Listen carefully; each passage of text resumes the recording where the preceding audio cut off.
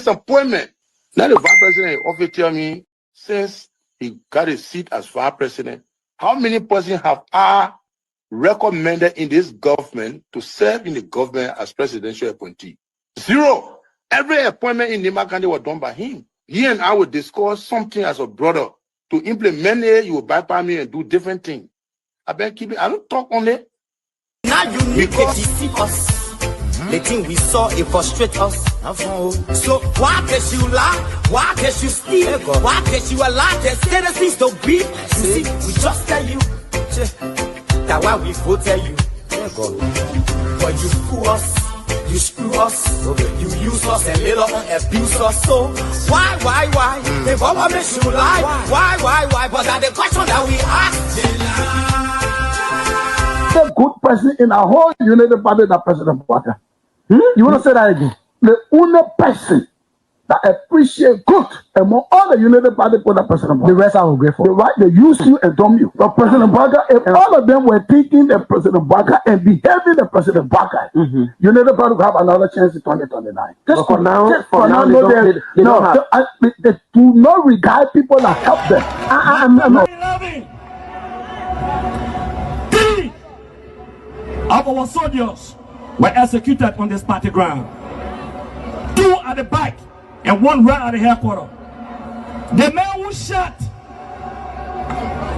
and killed our people today is a darling boy in the Liberian National Police. They brought him back to shoot more guns. Get ready to shoot. Because we challenge the status quo appropriately. Inform them in the violence or still any student because of their action. It will be the day the entire Bwaka administration will cut down. We will massively violate the students in this country and we'll shut down the Bwaka administration. The day that happens, we have the capability to do so.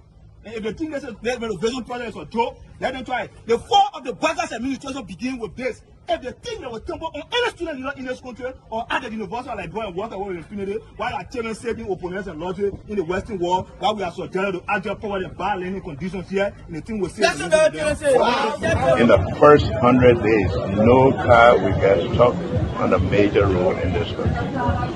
And I mean it.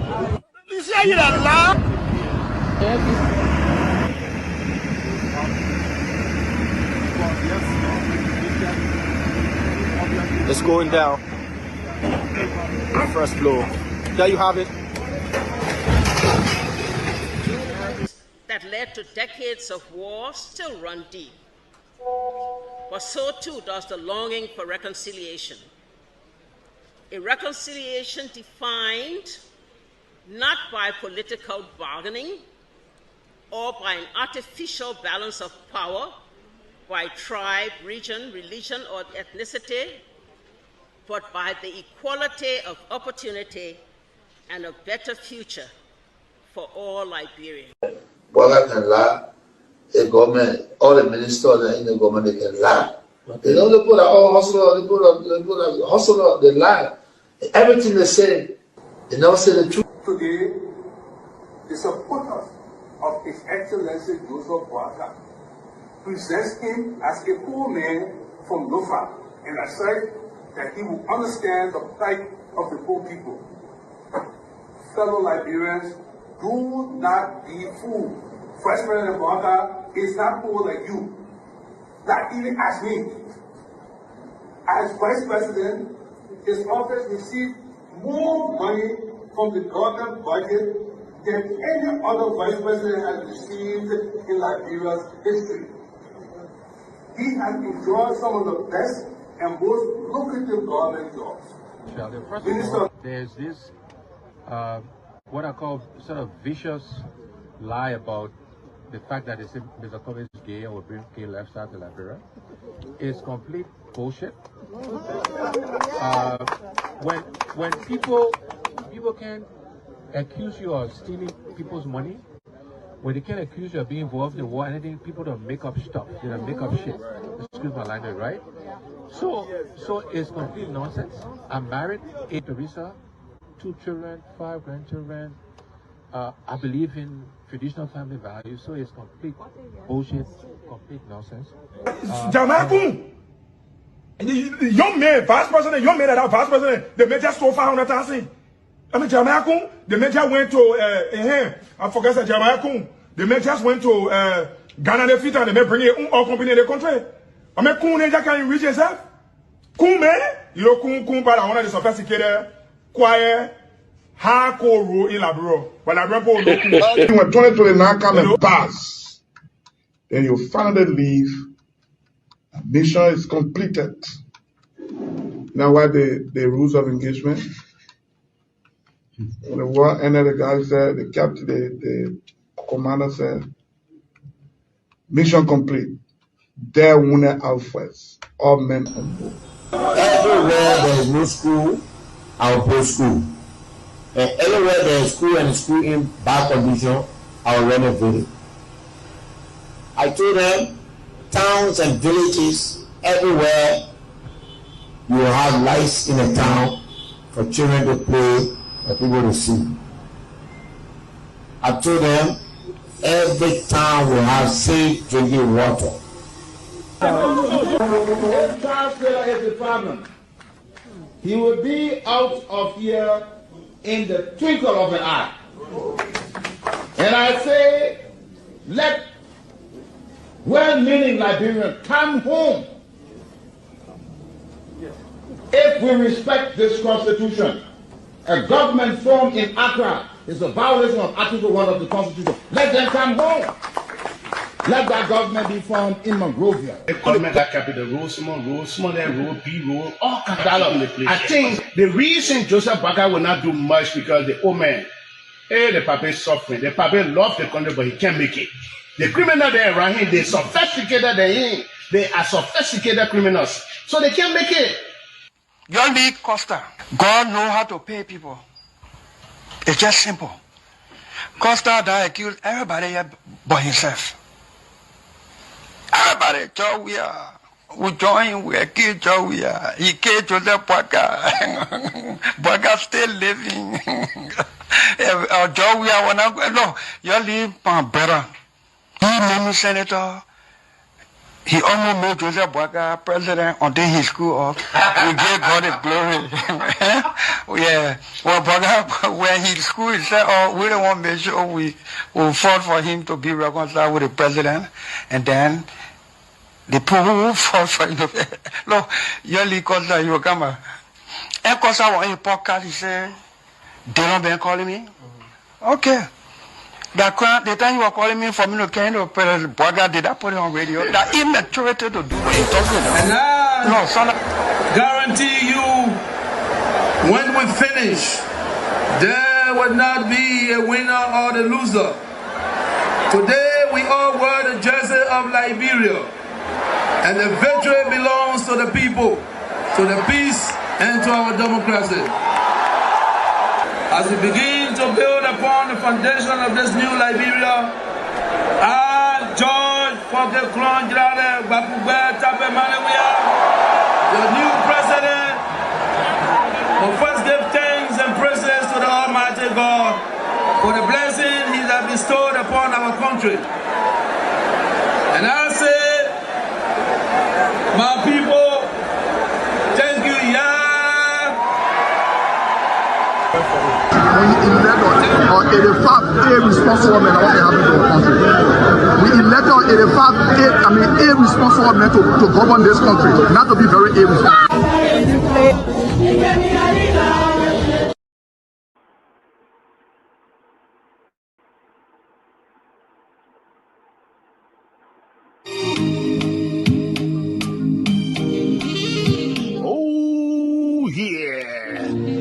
Ladies and gentlemen, Facebook, Instagram, the entire lane of social media.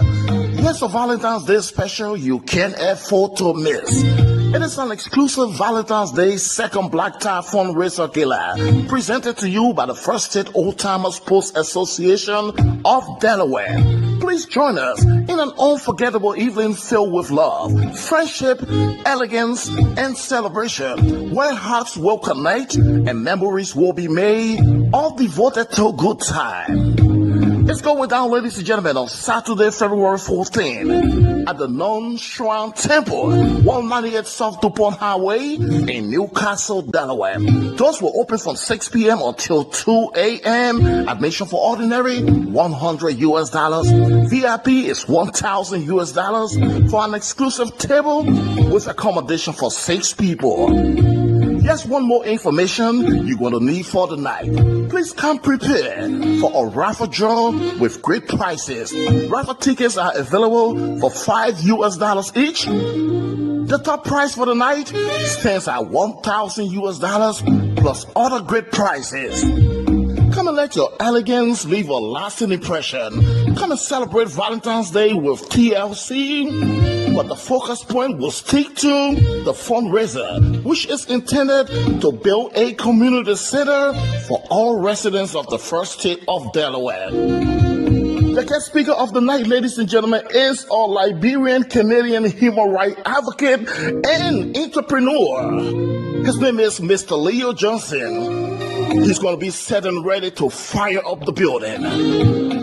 The first state #1 DJ will be in the building to play all of your favorite music for mature musical minds. Come on, ladies and gentlemen. I'm yours truly, G. Francis Torgbean. I will be in as well. So let's make a date to meet in the first state of Delaware on February 14th.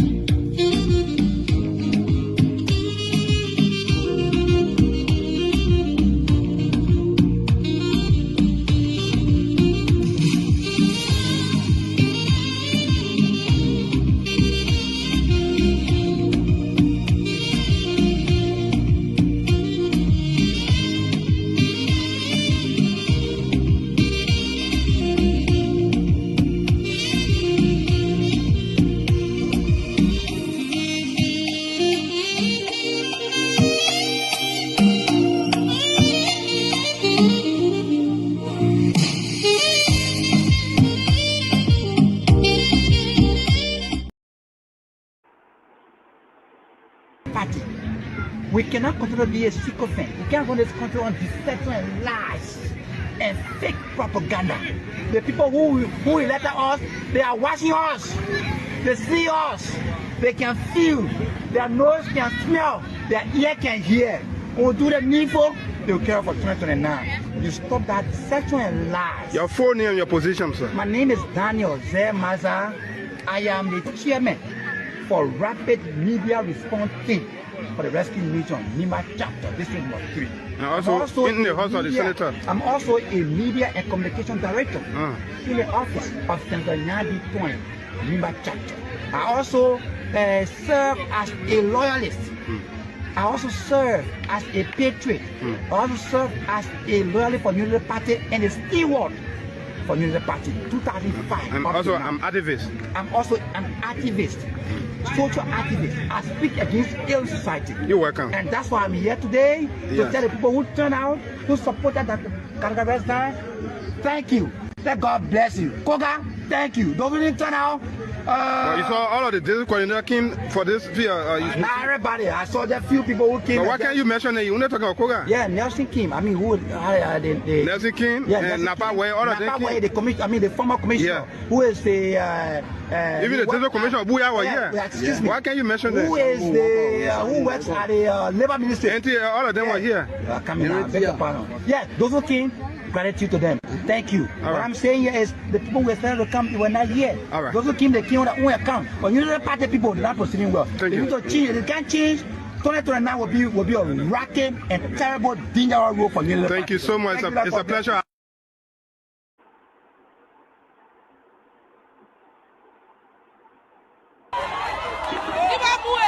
A movie.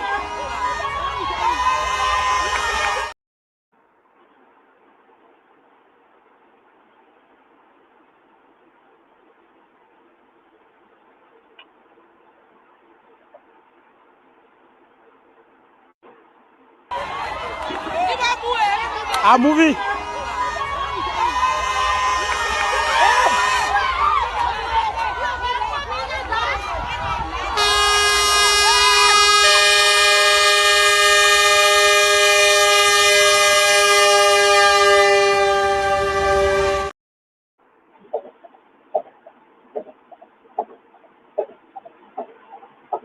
My name is Aisha Iba, and we are coming to you live from Bensonville, Maserati County capital, where this is the only medium through which goods and services are being transported. Myean, are you there? Myean?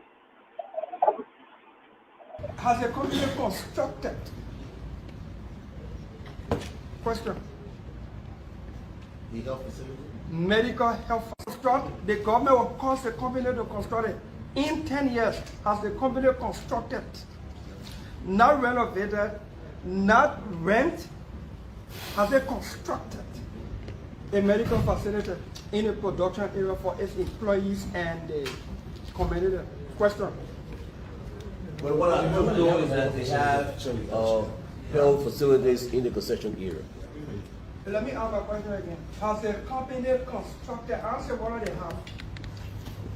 The plain language here, they should construct. Have they done so? Question.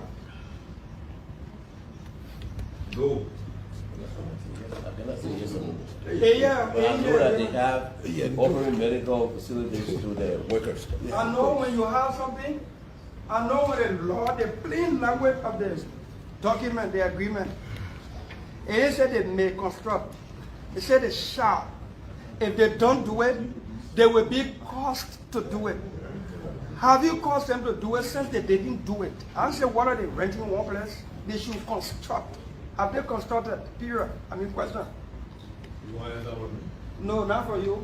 God, no. You're not representing them. No medical there. No. He's talking about a new facility like a Medical 14 hospital. They do offer. I mean, the medical doctor who accompanied me when I went to Turkey. Thanks to him, he's performing a lot of medical services. Yeah. Please. The question is as simple. It talks about compliance and performance. In 10 years, has B. Martin constructed a medical facility in keeping with the current agreement? We'll revert on our question. We value what they have. What I was saying. Let's revert with what they have. Yeah. Come again? Let us revert to what they have there currently. And they got 3 years on the old one. And then exactly the point, Mr. NRC Chair. If they got 3 years on the old one, it means stay at it. We can wait. No, but the point I was trying to we can wait on the extent on these amendments amend that agreement before you. That agreement is still valid. It's still enforceable. I got it, Chief. So, Mr. Chairman. Yes, sir. Mr. Chairman. Yeah. I want to get something clear here. We understand this document. This document says the people should construct a medical facility. If they don't construct it, there should be cost to construct it. If they did not do it on their own, what did you, the sector institution, do to cause them to do it in 10 years? That's the question I'm asking. So what guarantee do I have that they will do it if I give them 25 years? Question. Just confirm that they constructed for the health facilities. Constructed? Yep. They constructed. So from your performance report, please let us have the tangible information. Because if you know you the sector institution, for you to even say that here for more than 20 minutes and you don't even know what are they constructed, there's a problem. No, Senator, it's unfair. We're telling you, we're aware. I just told you, I'm aware of medical. I've seen pictures of service and work done by B Mountain doctors. One of the doctors helped me in Turkey. So what the minister was telling you, I have not been to that facility. Mr. Minister, yeah. That's not your role to go to the facility. No, yeah. You know who should go there? The National Bureau of Concessions. Yeah. That is why we gave them more than $2 million in the budget to do follow up on implementation. Why are they not here? Only God one knows. Why they did not do it in the metrics? Only God one knows. So you can tell me what are they brought in? Doctors from Cuba is not a construction of a medical facility.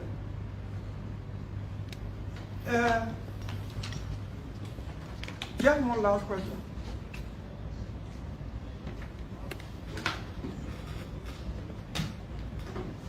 On the subsequent hearing, we'll talk about education and other stuff. I got one elementary question. Maybe the answer will help me. Under section 15.1, Community Development Fund. 15.1, Community Development Fund. A, the company shall make the following contribution into a fund established for community development purposes. We call it a Community Development Fund. 1, contract year 1 to 2, a contribution of 100,000. It goes on to say, count 2, number 2, contract year 3 to 4, a contribution of 150,000. Contract year 5 to 10, a contribution of 200,000. 4, contract year 11 through the end of the original term, a contribution of 250,000. Here's my question. What informed these amounts? Are you reading 2013? Chief, ain't say they restatement, amendment and Well, that restatement. provision was amended. Amended to what? Under the amendment. Amended to what? Amended to read that the company shall make an annual contribution of $250,000 into a fund established for the development of communities affected by the operations. Very good. Defined Community Development Fund. Then the clan development fund. 4 clans are receiving 150,000 So each. it doesn't take away the context of my question. So listen to my question. What informed a particular figure? So is the company taking 1 billion of our resources?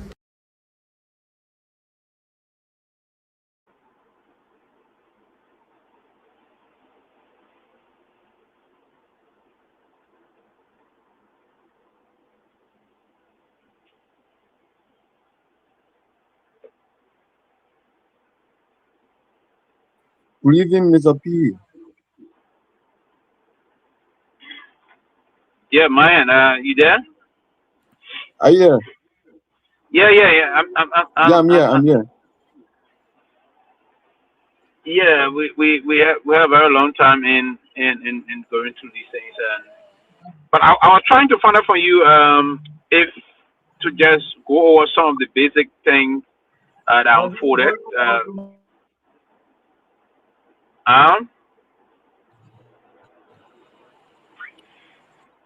Yeah, go ahead. Listen to you. Yeah, I thought somebody was trying to say something. I was just trying to find out the breaking headlines, if you will, from that end tonight, so we can just run through it quickly. What's unfolding?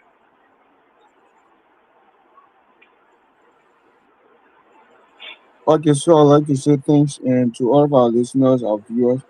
I'd like to say welcome to the Closing Argument Show. We are working on some stuff in the back. That's why I'm facing some difficulty, but I believe we are back on.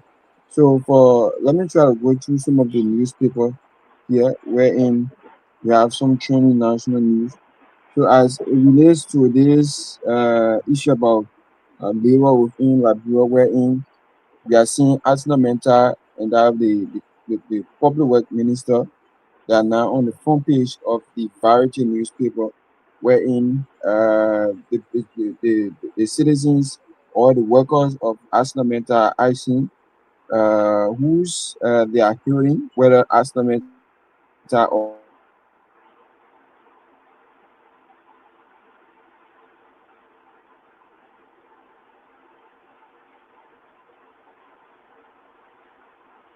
Maya, are you there?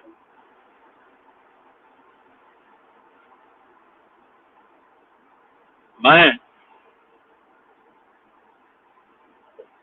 Hello?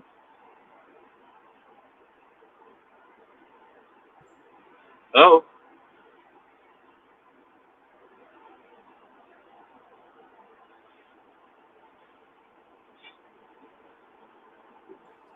protecting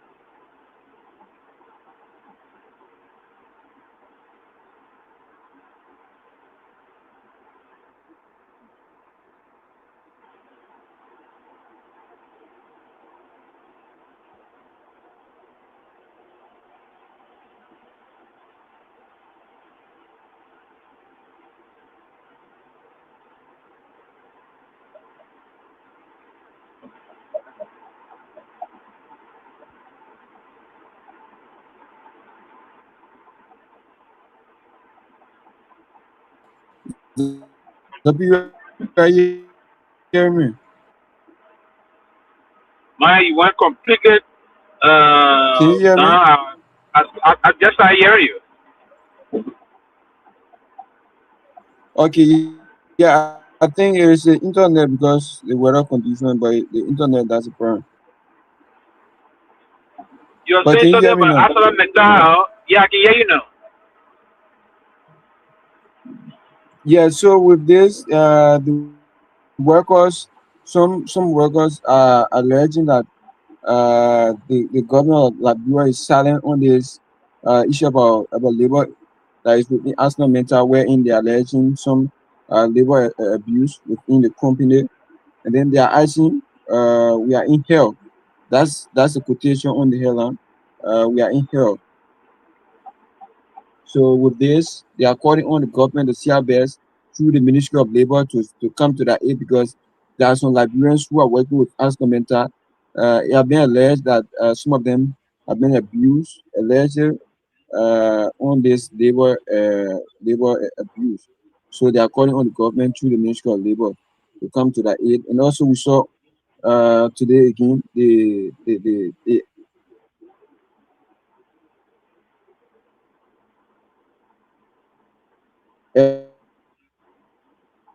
LRA where hello, I'm getting you, but you just coming are in you hearing distorted. me? Go ahead. Yeah, I hear you now. Yeah. Okay, yeah, it's the internet, that's what I'm saying. Yeah, so like I was saying, we also saw from the LRA, the commissioner, wherein the representative of one county, on Marvin Josiah Cole, in someone sent a communication to the House of Representative to summon the LRA boss on some 40K United States dollar in with, wherein they summon him to give some explanation on this money matter because the LRA, according to him, the LRA have not update the legislature on some of their activities or some of their workings they are doing. So someone the LRA boss on Dopoh to provide some update on this money matter. And with this information that is coming from Grand Cayman County at the Beer Mountain area, we're also seeing wherein the villagers or the people of that village, they are calling on the governor of Liberia to see our best.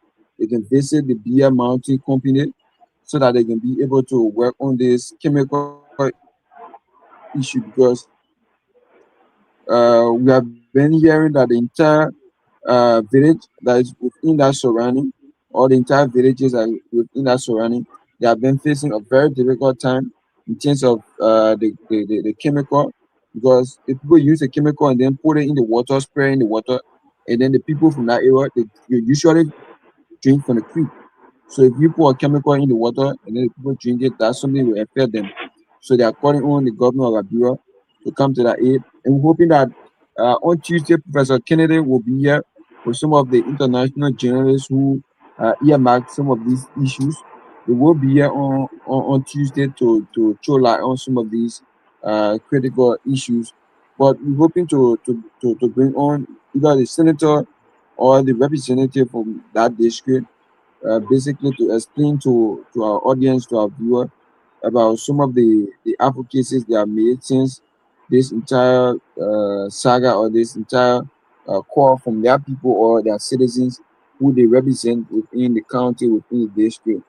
So I think with that, and then we also saw with this issue about uh, human labor, and then we saw this issue about the demolition exercise within Satan, wherein it's still ongoing, where victims are still calling on the government of Liberia. They are still finding it very, very difficult to live, and then some of them are sleeping. Just imagine some of them are sleeping within that same area that were broken down. Some of them just put one or two wools together, put a mattress there, and then stay sleeping within that same area. So they are calling on the government of Liberia CRBS. They can relocate some of them or to find place for them.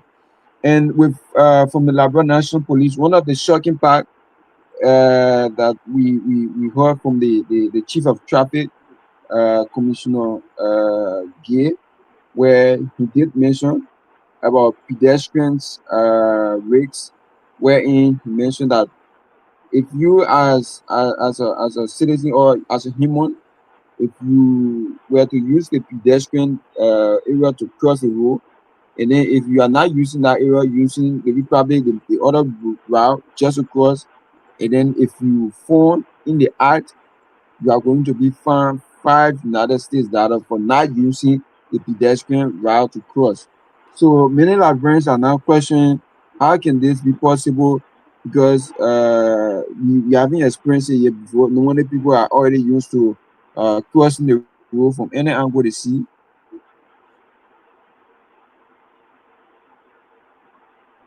For you coming up to say to cross the road as a means of road safety, as a means of putting end to accident within the road or in the main streets. So if you see a pedestrian area, you should go there and cross the road, but not to go stay from anywhere and then cross the road. That which, of course, if you've been phoned by the police officer or anyone from the Liberia National Police, they will be able to fine you $5. But the question remains is, what if you arrest this person and the person don't have the money to pay? How are you going to hold that person, or how are you guys going to handle that other situation? Are you guys going to put the person in jail, or how is it going to be like? So there are so many questions as it relates to this new law that is being passed by the traffic department of the Liberia National Police, where they consider it to be a violation of road safety regulation. So I think so far so good, Mr. Pewee. I would just like to stop there for now, and then maybe probably if you want to make your contribution, then you can just come. Oh yes, I think I will start with the last one from the Liberia National Police. I've been hearing about this. I think it's important. Can you hear me, Myean? Myean, Yeah, can you hear me? I'm hearing you. Okay. Okay, good. I'm going to start with the Liberia National Police, and I think it's important that we highlight some very critical. I'm hearing you. I'm hearing you. Yeah, that's what I'm saying. I'm going to start with the Liberia National Police. It is important that we highlight some very critical and very important issue at them for. I think it's a good thing for folks to use. Everywhere in the world, you have folks that are reckless and not loyal about it. They have folks that don't respect the laws everywhere. But one thing that brings those people back on course is the laws that are on the book. If you violate those laws, there are punitive measures that can hit you. Like here in the U.S., in some cases, you see folks even attempting to cross on some of the highway or all of Suffolk streets that they are not allowed to do. But again, there are punitive measures thereafter if you are to indulge into violent these things. And also, I do agree with the chief of police that we have there are measures. I think I don't know if the procedure on that is a new thing they're trying to bring about. But I do know about the issue about jaywalking. Jaywalking is within our traffic laws, right? But I don't know if this particular portion, but the chief of traffic is there. I mean, it's very correct on this one. But I would love to seek more clarification on the implementation of it. Now, $5 is the law pushing this fund, or is the police authority just trying to introduce this measure? You know, if it is that way, because it can be challenged in court. If it is part of the traffic law of the country, then you can enforce it. The enforceability aspect of this and issue, it is part of the traffic law, it not being used if it is challenged. Now, let's say Mr. Flomo is it is pulled over by the police, stopped by for that crossing to the appropriate area, which is the recognized crossing point, the crosswalk, where all vehicular traffic will have to obey and respect it, because vehicular traffic will be heavily fined an attempt to run into anyone in that area, or even there will be some level of violation of some. It may run up to be criminal in nature in some cases. But I agree, Mr. Flomo was stopped by the police and was say, hey, you didn't have to cross around the 15th Street where there was no crosswalk, or the Tottenham Boulevard where there was no crosswalk, some part of the Tottenham, all the different freeway where there was no crosswalk. What is the law saying about that? If he cannot pay, is the law providing that he pay instantly, or there will be ticket issue him? And again, if you are to issue tickets, we don't have system in the country. We don't have system in the country to track Mr. Flomo if he have paid or did not pay. Why Mr. Flomo did not pay? How did you track Mr. Flomo? We don't have that kind of system like here.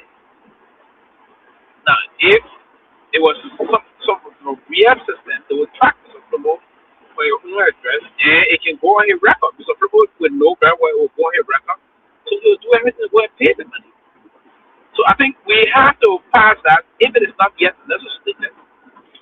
But it's a good thing that the police is trying to deduce. If that portion is not in the traffic law, then we can introduce it and legislate it. That the question will, because we don't have the recording system, the question will be made to pay the money on the spot or be detained at a local police station pending full payment of the cash. And is the money expected to be paid in the consolidated account? If that is expected to be done, the person will move and pay the money to the central bank, or their relative will move to pay the money to the central bank, and now come back to the police and with receipt, the flare receipt, and then you will now take leave of your relative. That is important, and I will hope that we collectively support this. We collectively support this and ensure that every citizen. This is about public system. It's not just the police intend to. The police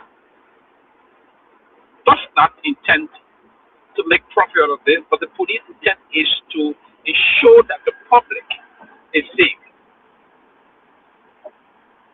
So basically, that will be part of a major development that will unfold in terms of if we were to move to implement these things. But it's important.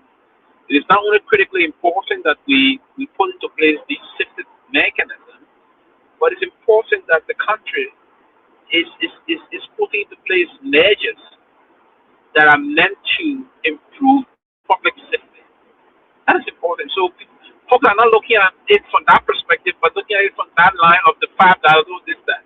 If we always mind that we pull and we compromise safety, it's a problem. We cannot continuously compromise the safety of our public in the name of politics or in the name, where go get money to pay. Come on. Everywhere. That's if you don't have the money to pay, you will be law abiding. If you don't have the money to pay, you always ensure that to cross to the appropriate area. And part of that is to ensure safety for you and your loved ones. So I think I support the decision on the part of the Liberia National Police for to do that, but we have to do it in a more appropriate way.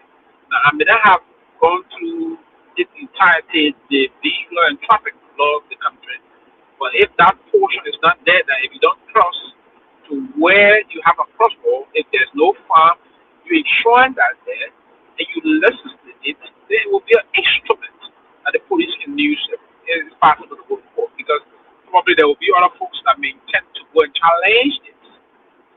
Everywhere in the world, every law should be open to challenge. Why is the police officer two people who say across program they are across the police officer is not happy with me? Say, okay, man, no, you cry. I said, no, I'm challenging this. So it should be open to challenge. It's not just being the policeman's statement coming up. So we have to do it in a way that it will confront to current day realities and it will move to protect public safety. That is it. And I think that to support it generally, and that we just have to go and fix certain things that need to be fixed, right? And then to respond to those that will have to be fully in line with our parts of our traffic law. Now, the issue about metal steel, and it is important that we take into consideration, Myean, metal being in the country since 2005. 21 years since metal came into the country. I was saying some time ago, when metal came to the country, metal got involved not only in the process of in pushing one of our biggest construction investment in the country, but when they came in the country at the time, even we didn't have machines to crush rocks that they would have used on the rail to set some things up. They imported crush rock into Liberia. Meaning the company came to the country 21 years ago and being a very good partner to the country. Having said that, it is important that those that are making these allegations against metal, that the Ministry of Labor launch what I would call kind of an independent investigation to get the facts, because there's no room for violations of the workforce. Those labor violations, it is not acceptable. It's not acceptable. So we will have to ensure, if you will, that the company will adhere to the labor practices of the country. There are best practices we have. And then we all collectively have to do that. We have to do that. So how do we go about doing it? And we have an institution in the country that can help the citizenry to protect all these things, so that we will collectively engage into these things that that we are engaged with. So it's important. It's important that we focus on these things and do ideas, right? So, and we first and foremost have to understand those different kind of out from the workforce. Who are those that are saying it? And how can we implement these things as folks, basically, so we can understand where we headed. So it's important that the Ministry of Labor, labor sterilization, I think that's the department to ensure that folks are adhering to our laws and all those things. So it's very critical and important that we take custody, and now the custody of that, we'll take control of those things as we can move through the system. Right? So it is important that we take note of these things and collectively as people protect our workforce, because if the workforce is protected, I think everybody will be okay. And it's important that we take note of these critical investment. So as we can move through the system. But if you're there, I want you to. Maya, are you there? Yeah, I'm here. Yeah, I just want you to. I was just negotiating my way. I'm just, if not arriving, so I would love for you to just briefly what I exit, and then I get back to you soon. I will join you soon. Let me just just park in my driveway, then I'll get to use it. Okay, Mr. Pewee. So, like, Mr. Pewee, I've shared it. So You want to take some calls? Yeah, but I would like go ahead, man.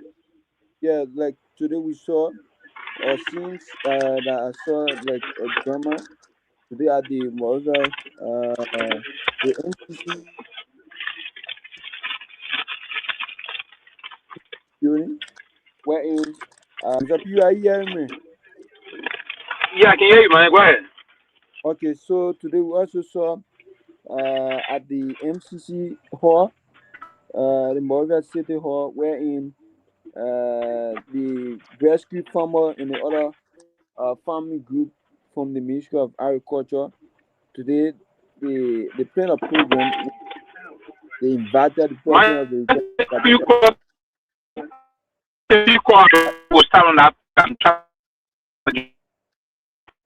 Okay. So 077764986 plus 23177649986. You can just call and make your contribution on some of the discussion we have tonight. Plus 2317776499986. 07776649986. So until we are with Mr. Sylvester Pewee, let me see who's on the line here. 07776649986. I'm seeing Professor Larry Kennedy, who is in the back. So, Prof, you are in 2 times, so I think you can work on it from. Okay, but anyway, okay. How you doing, Prof? Professor Kennedy, are you hearing me? I'm not hearing you. So let me try to bring the other one. Are you hearing me now? Yeah, I'm hearing you, but I was getting You log in feedback. 2 times. So you log in 2 times. You have to wait. Just let me click. Oh, I see it. All right, done. Yeah. Okay, so there seems to be some delay with my device. So you can hear me loud and clear, right? Can you hear me now? Yeah, I can hear you. Yeah, I can hear you. Okay, great. So welcome to the show. Or why not? Yeah, so I mean, I actually joined because I wanted to promote this conversation we're going to have. I need to share my screen quickly. Is that okay? Yeah, you can go ahead. I think he lost. So that's Professor Kennedy. You will be joined shortly. So 19 minutes past 10 o'clock in Liberia, whatever you are watching us live from the diaspora, by whatever means you are watching, just leave a comment in the comment section. Keep sharing the show. We have over 700 persons watching. So just keep sharing the show. Let's reach over 2K, and then the other panelists will join us at 10:30 to 11 o'clock in between. Other folks are on their way from work. So just keep sharing the show. Invite some of your friends, your relatives to come and watch the Closing Argument show. So Professor Kennedy will be on shortly. So 07776499986. We'll have so many trending national issues to be discussed tonight. So our guest for Monday is Dr. Clarence Moniba. He will be our guest on Monday. And also on Tuesday we have the folks from the Associated Press from the diaspora who wrote this story, who did this investigation about the Beer Mountain concession company in Grand Cayman County. So we are going to bring them on to give us more detail about this. But let me bring on Professor Kennedy. Prof, are you there? Yeah, it looks like I'm having some difficulty. It's snowing on this side again, so it looks like we're having a difficulty connecting on this side. Wow. But are you okay now? Yeah. So let me Let me go ahead and try this again. Okay. Okay, let me share this screen. All right, so here it is. You can see my screen, right? Yeah, we can. So wanted to bring this up. I wanted, the audience to kind of pay attention to this. There was this report by these Associated Press journalists. It had to do with toxic spills up there with B Mountain up there in Grand Cape Mount. So the two reporters, the two journalists, Ed Davey, Elon, these guys they do investigative reporting. They're really interested in the environment. But this turns out to be a pretty big story because I see that the EPA wrote an article. I don't know if the EPA actually wrote it. The person who wrote the article didn't actually put the name on it to say they wrote it. But it had to do with the spills that's taken up in this place by B Mountain. And this is terrible. This is terrible because the investigative report shows that there's been a lot of things like cyanide. People in the village, it looks like they have to be relocated. Either they have been relocated or there's plans to have them relocated. But B Mountain, that is pulling billions, that have pulled billions out of Liberia, hasn't done its due diligence to help the people in this village. And the people said if they don't move, they're going to die. So I wanted to bring this up because I think this is an important story. It has to do with damaging the environment, polluting the water, and all of these things that are killing people in Liberia. So the investigative journalists are going to join us here at TCA on Tuesday so you can hear it directly from them. So what you're going to see is there's this story that they did the investigation. We're going to talk, is the group called the Gecko Project. So the Gecko Project did this thing, and it's very good investigative reporting. It talks about all of the toxic chemical spills. So here's an example of a toxic spill going into a little pond. And this is, remember that a lot of the villagers then back home, they hunt, they fish, they get their food directly from the river. They get all that they need from the land, from the soil. So when you have something like this going on, it requires people to stand back and say, wait a second, what's going on? What is the government doing? What is the EPA doing? So we know the EPA came out and published something today in Front Page, which we will touch on. We'll go through that. Hopefully we can get someone from the EPA to come on. Because the article they wrote, they say none of these things took place under the current administration, but it said it lasted from, I think, 2016 until 2023. But regardless of when it lasted, people always saying government is continuity, but it still needs to be investigated. And when you have companies like B Mountain, and we'll talk about the amount of money B Mountain is making out of Liberia. So when you hear Liberia, people say, oh, Liberia, is a poor country or is underdeveloped because they don't have money. That is not the case. The country is rich in resources, and others are coming in there extracting the resources. And you have villagers sitting over here, not gaining benefit from all of the resources surrounding them. The government has grown accustomed to simply doing concession deals rather than using the resources to raise capital to help the people themselves. They rely on concession agreements. And the reason why they rely on concession agreements, because they get stuck up on these IMF and World Bank loans. So again, folks, join us on Tuesday. You'll hear it directly from the investigative reporters from the Gecko Group. I've been talking to them. They're going to come on board and they're going to tell us what their investigation uncovered. So a lot of people sometimes don't want to go to these regions to go and take photos or check things out because B Mountain has an arrangement with the government similar to how the government is protecting that property or something they have over in Foya, that villa or whatever they call it. It's a scene where sometimes the government seems to allegedly protect some of these foreign interests. So these are things that, Liberians need to know. People are destroying the environment. People are coming in there doing these things. You don't know what happened. So when you see B Mountain operating in this little village up here in Grand Cape Mount, you have to wonder, look at even the sign that they have out there.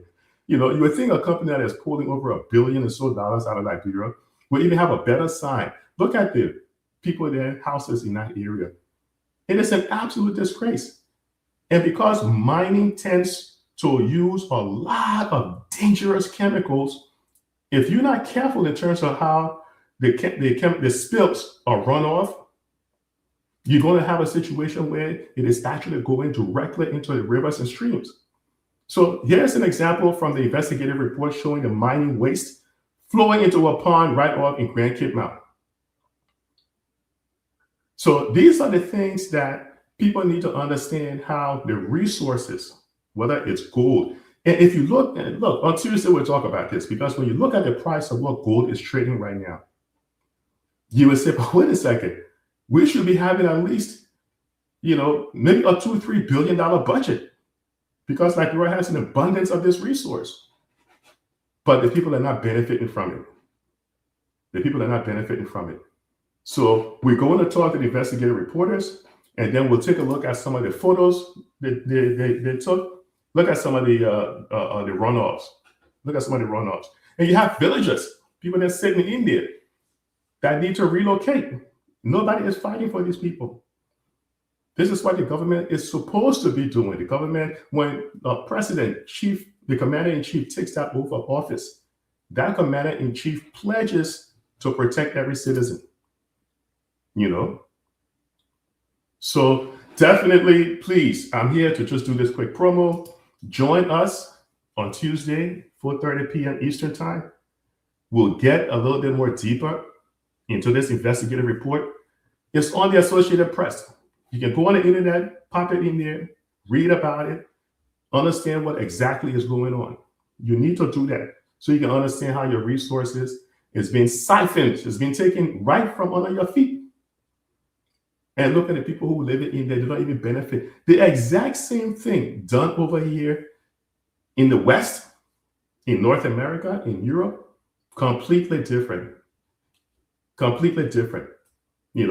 Places like Norway, places like the people, even in Botswana with all of the diamonds, they benefit from a lot of the resources, but we don't see that happening in Liberia. So we're definitely going to get into it. This is the river that the people depend on for their livelihoods. But according to the investigative report, and I quote, the river they depend on has been poisoned by mining waste. It's been poisoned. So I know that there's this article in the front page right now. EPA issues clarification on Associated Press and the Gecko Project report on B Mountain mining. So I don't know the first thing you want to know, okay, who wrote this article, right? It simply says by contributing writer. It would be nice if we can get Rodney Sear or someone from front page to tell us who wrote this article. Was this article planted by B Mountain? Was it planted by someone at the EPA? Because the article doesn't read like it was written by a journalist. It reads more like someone is giving an excuse and justifying why no action has been taken to protect these people. So Elon, one of the guys who did the investigative report, will be here on Tuesday. I am here to seem to promote, because I normally don't, I join TCA periodically to do these things. But when I read the investigative report by the Gecko Project, I said, wait a second. So, somebody needs to really bring this thing to the country's attention. So initially, the article was, in fact, it was posted by Kehleboe Gongloe. So he does a lot of these readings. He sees these things. It touches his heart. He posted it in the chat room. I was like, whoa. Well, let's see what we can do about it. So I reached out to the journalist, and we've been talking. And he said, yeah, he would be more than happy to join TCA on Tuesday so we can take a look at this article. So when you read what the EPA is saying, they're saying this incident appeared between 2016 and 2023. But when they add this piece right here that's saying it predates the current leadership of the agency, you're justifying why you haven't done anything. And that's a shame. They say government is continuity, right? But it doesn't matter whether it was before your tenureship. It doesn't matter. You simply need to take a look at this article and come back. Take a look at the investigative report and come back and say, hey, you're going to do something about it. You're going to do something about it. You know, so you have people sitting in these villages right now. You have people sitting there. This over a number of years, a decade, according to report. You have things like cyanide, arsenic, copper. These things cause things like copper, cyanide. It causes birth defects. You know, and looking at the healthcare system in Liberia, we don't have the kind of healthcare system down there to deal with copper poisoning or cyanide or arsenic poisoning or anything like that. So people that say when they go down to the river to see the fish is dead, it's belly up. So folks, please join us on Tuesday. You will hear it directly from the investigative reporters. And we're going to make sure that we bring this thing. Because I think the, Myean, are you here with me? Because I think either the representative or the senator from Grand Cape, now one of them, I read an article that they have been fighting, you know, they've been racing this thing, but no one seems to be listening. No one seems to be listening. But I think this is a call to action for Liberians to come together, because this is an opportunity to look at some of these. We hear all the time, Arcelor Steel. Do you guys know these folks, how much money they are pulling out of Liberia? I know some people have some idea. But then when you look at the price of things like iron ore, the things of palm oil, price of things like gold, and when you do the math on it, you say, wait a second, Liberia has trillions and trillions of resources, valuable resources. But why is it we still have over 50% of the population living in abject poverty? Why is it that we have one of the highest infant mortality rates? We have one of the highest maternal mortality rates. Women die by giving birth. Why is that? Why would I have good health care? We see every day people talking about building new schools, but no one seems to be paying attention to getting qualified teachers and paying teachers more money.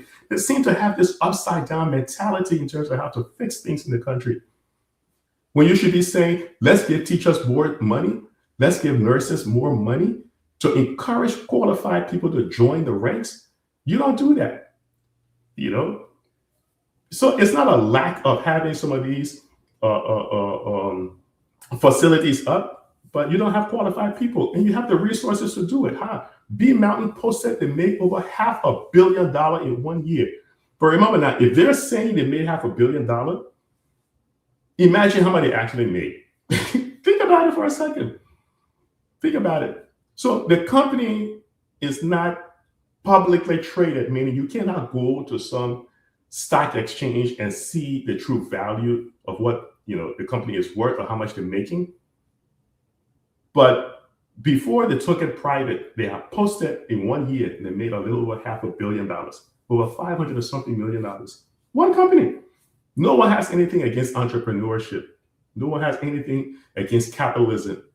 But it needs to be some fairness. You can't make $500 million in 1 year and the houses where the people that are staying right next to you, the people that are living in shacks, makes no sense whatsoever. It makes no sense whatsoever. So, folks, Tuesday, 4:30 p.m. Eastern time. I think it'll be maybe like around 9:30 or so in Liberia. I would encourage you all to join me because I personally would be here. Talk with the investigative reporters.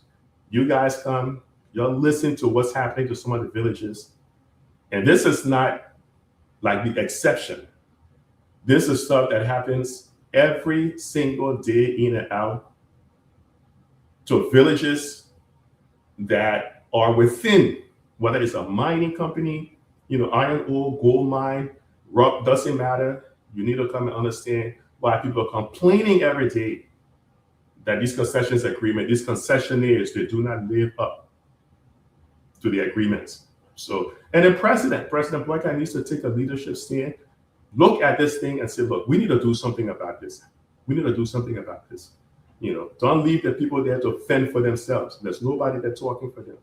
So this is your time for the president to stand up and take some leadership. So, Myean, I just wanted to do a quick promo. I don't know if Pewee is back or the rest of the guys are here now.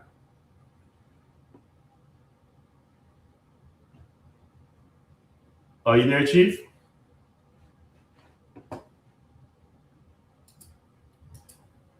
It looks like everyone kind of flew the coop, huh?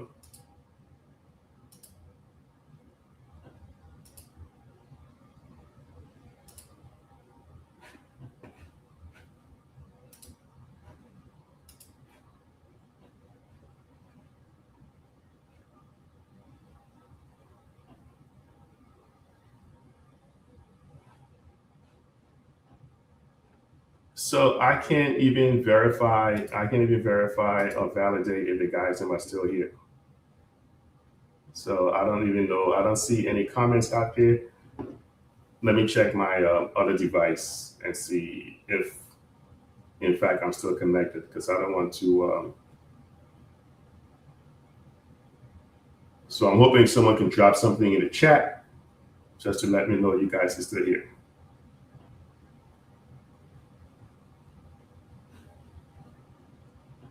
Let me stop sharing for a second.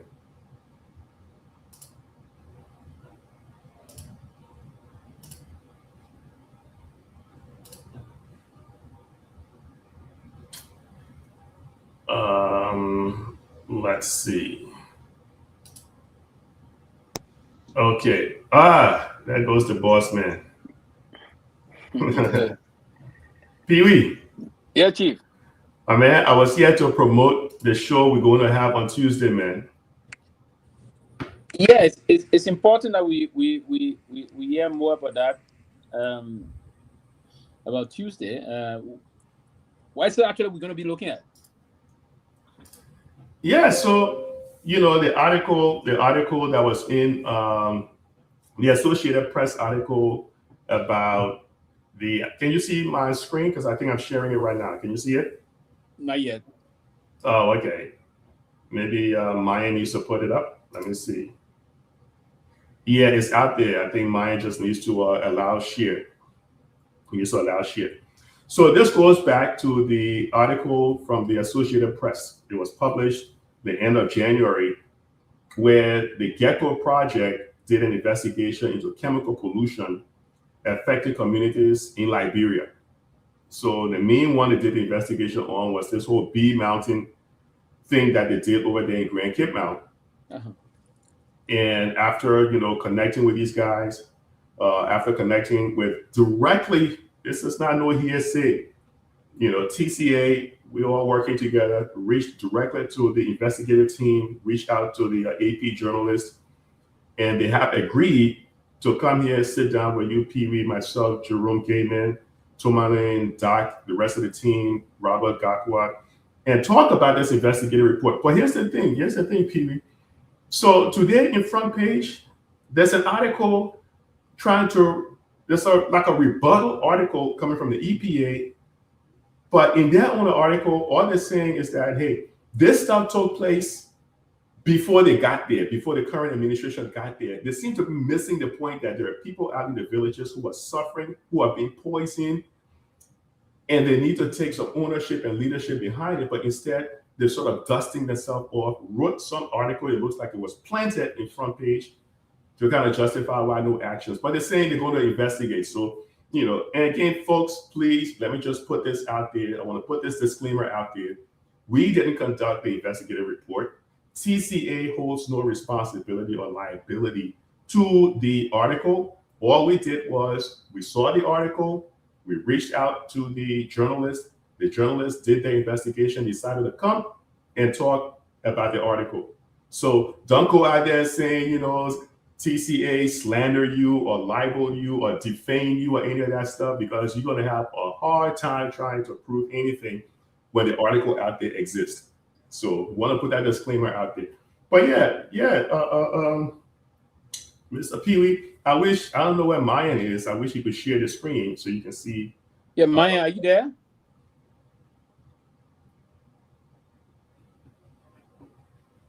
Myean, nowhere around to be seen. Yeah, Myean missing action. But honestly, I like and Professor Kennedy, I like the disclaimer there, and it's important that we push on this disclaimer, but it's also critically important that we bring these people on to explain to us about their findings, because the livelihood and the dignity of our people and the safety of their well-being, it should be the concern of every responsible government. The fact that the current EPA management is trying to dust themselves off this, as you rightly put it, it's not the appropriate way to do it. And that's one of the reasons why we continuously stated and will say that government is continuity. You cannot just own onto yourself the good part of what the past government would do, and then you want to distance or disengage from the ugly side of things. The most responsible thing to have done was for the EPA to immediately acknowledge that there's some wrongdoing, and that would launch an expeditions. We expect that kind of investigative and think into this and come with the fundings. And that fundings, now you say, okay, we inform the people what really went wrong. But to distance yourself from it, and then you are the institution responsible for that. Because, mind you, we just probably may have had few individuals leaving from the institution as they had.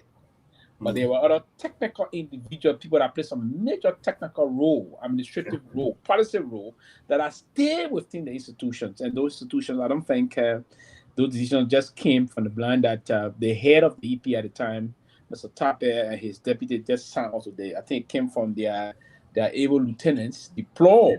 So I think it will be irresponsible on the part of the administration of Mr. Yakpa's role.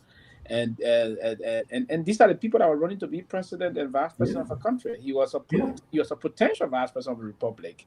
Is it how the Gongloe administration will have handled this kind of a thing in terms of that? Because as Gongloe stated recently, he said he's a very credible man. I don't think he would want to start distancing himself from this kind of a thing and shipping blame on the past leadership. I think that is not a responsible way of doing it. But I think it will be important that we host that on Tuesday, and go more deeper so we can get most of the information and inform the folks about it. But I think the livelihood of the people are very important and something that we should take very seriously. Yeah, and this article is being picked. Remember now, this is the Associated Press. So I noticed that it's being picked up around the world. I noticed that there are other news agencies that is publishing this article, right? So it's on MSN. It's on some other African papers right now. I know Reuters and BBC and other agencies going to pick it up. Because when you read the article, man, it says over here, and I read, villagers express frustration seeing dead fish in the river, and with the lack of response to their complaints. At the same time, anger grew over other issues. They blamed B Mountain Mining Corporation, including their homes, the houses these people live in. They were cracked because all of the mining explosives and all of these things, and then the displacing. The article says elephants are being displaced by the blast. So every time there's a blast, animals disperse. And this is where people get their livelihoods. They say in 2024, that anger spilled out into a protest in a couple of villages, and residents, now this is, and I quote, residents asserted that police responded with beatings and tear gas, and that 3 people were killed. Imagine your home, Mr. Pewee, your home is being destroyed from a multi-billion-dollar corporation who is extracting and sucking your resources from under you. But when you complain, what happens? According to the article, again, disclaimer, not TCA. The article is right there. It says that the police responded with beatings, and this is in 2024. I know the little rebuttal article in front page today is saying that this predates the administration. That is irrelevant. People were beaten and killed, according to the article, when they complained that B Mountain was sucking up the resources from under them. Can you imagine that? And what is so pathetic about it also, Professor Kennedy, is that they're not only like just sucking the resources for only the people, but they are also endangering their lives. Exactly. That is worst of all. You're taking out the resources, but you're also endangering their life and other things. And see, folks from the EPA will go when the inspectors team, the inspectorate move in, and you see these multi-million-dollar companies everywhere. Well, I mean, that is a very difficult place we find ourselves as a country, because the folks that are expected to do the needful, they themselves are very seriously compromised. Yeah. And if they are compromised, then these things will go with impunity. And then the ordinary people, the poor people will continue to suffer. Some of them will even see the next year to even continue pushing their case. And a whole generation can get wiped out from this kind of a thing. And it's moving on. And to see a government that came to rescue us, now trying to distance ourselves and saying, no, this thing happened past the past regime didn't serve 2024. You took over 2024. These things continue to, it's unfolding unabated. In 2024, part of 2025 is going on. Most of the creeks, where those people see as a means of livelihood, they will go in the evening to fish and get some fish to eat. And because the kind of a chemical they are deploying is damaging the livelihood of those folks, right? And fish is a potential, very, very hefty thing to eat. And now you're damaging these people's livelihood. You putting their life at risk. And then the government that should be, the representative of government that should be there protecting their interests is trying to distance themselves and shifting blame, playing the blame game on the past administration. I think this is sheer hypocrisy, a deep sense of irresponsibility on the part of Mr. Yakpa's regime at the LPA. But the president committed that he came in to rescue and protect the Liberians within the bitter world of the Republic of Liberia. So this is concerning, but it is something that everyone will have to live. It's not talking about day-to-day politics. This directly got to do with the livelihood of the people in that part of the country. And I think it is important that we live this. It's a critical thing that we have to move on. So it will be a great thing to see these folks come in on Tuesday. Yeah. And we have part one of the discussion, and we look forward to even deepening the conversations beyond Tuesday, so that we give some serious publicity to this process, because it is unacceptable, and there's a need for some immediate action. And before we move on to anything else, I just wanted to talk about the money side of things, right? So also in the article, it talked about B Mountain pulling out about $576 million worth of gold from Liberia. Pewee. One company, $576 million. How much did they give to Liberia? 37 million. 30. Come on, man. Over $500 million. The country only get 30-something million. And how much did the villagers get? The article said the villagers only got pennies. Yeah, in terms of their corporate social, you see, it is a difficult thing, Professor Kennedy, because let's say the lawmaker that was sacked over those areas, the constituents that they have the company doing business currently, doing their investment, most of those lawmakers are seriously compromised. There's no integrity. They're better driven. So for the lawmakers, the company will set a certain amount of money out. They say, okay, this is a very corrupt country. The public sector is seriously corrupt. So we will set this amount out. We will pay our due taxes, which is $30-something million to the government. We can look for additional maybe $5 million that we will spray with the corrupt official that we have to protect it. That's the way they operate.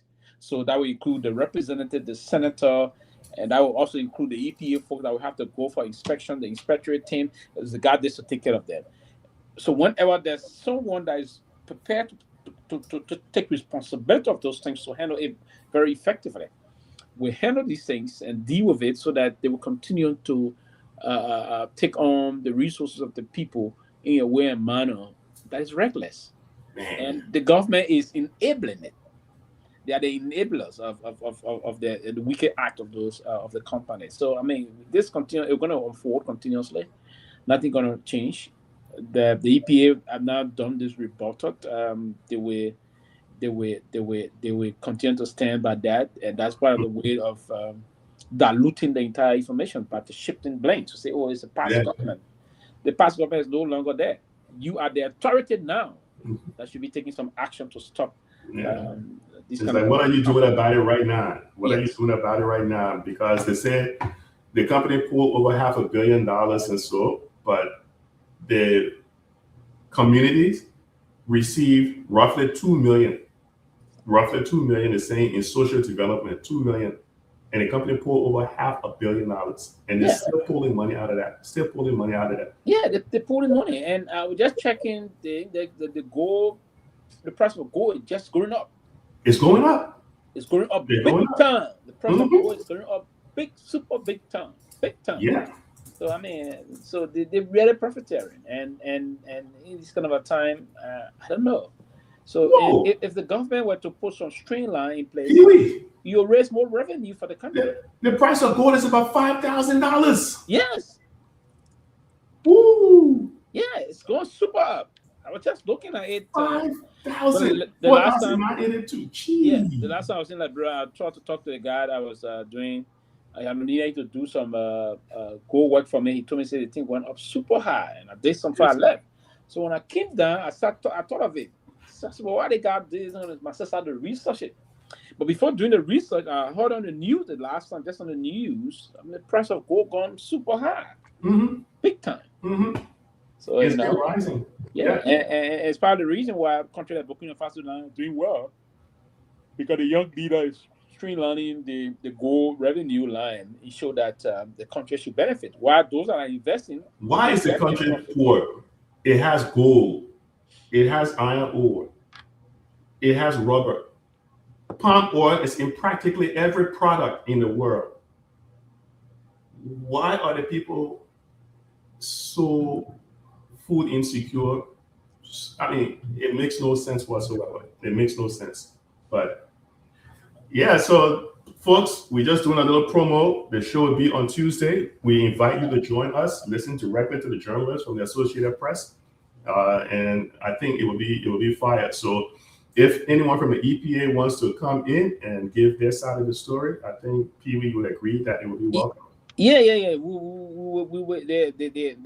They are free to reach out, and we'll be willing to hear from them and to hear their side of the story. You know, it's just good journalism to hear from both sides of the divide and so. But there are a lot of other things unfolding.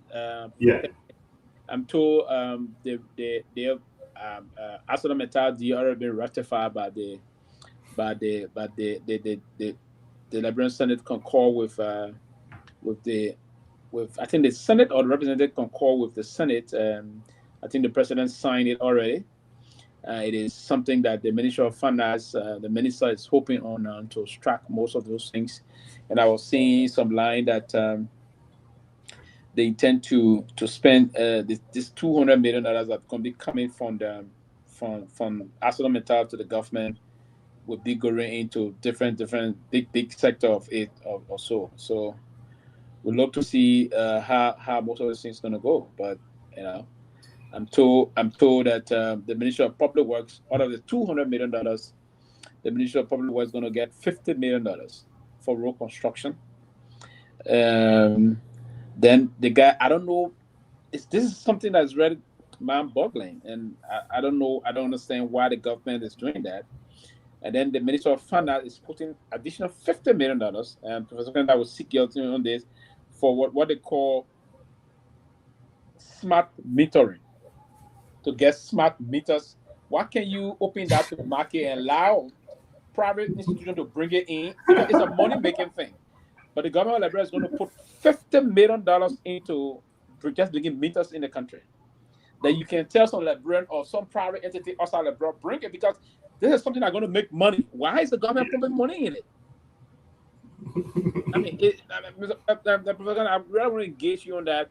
So part of the $200 million that's expected soon, they're going to be putting $50 million into bringing meters, the government bringing meters. Why can't open it to private tax and yet somebody come and make money of that?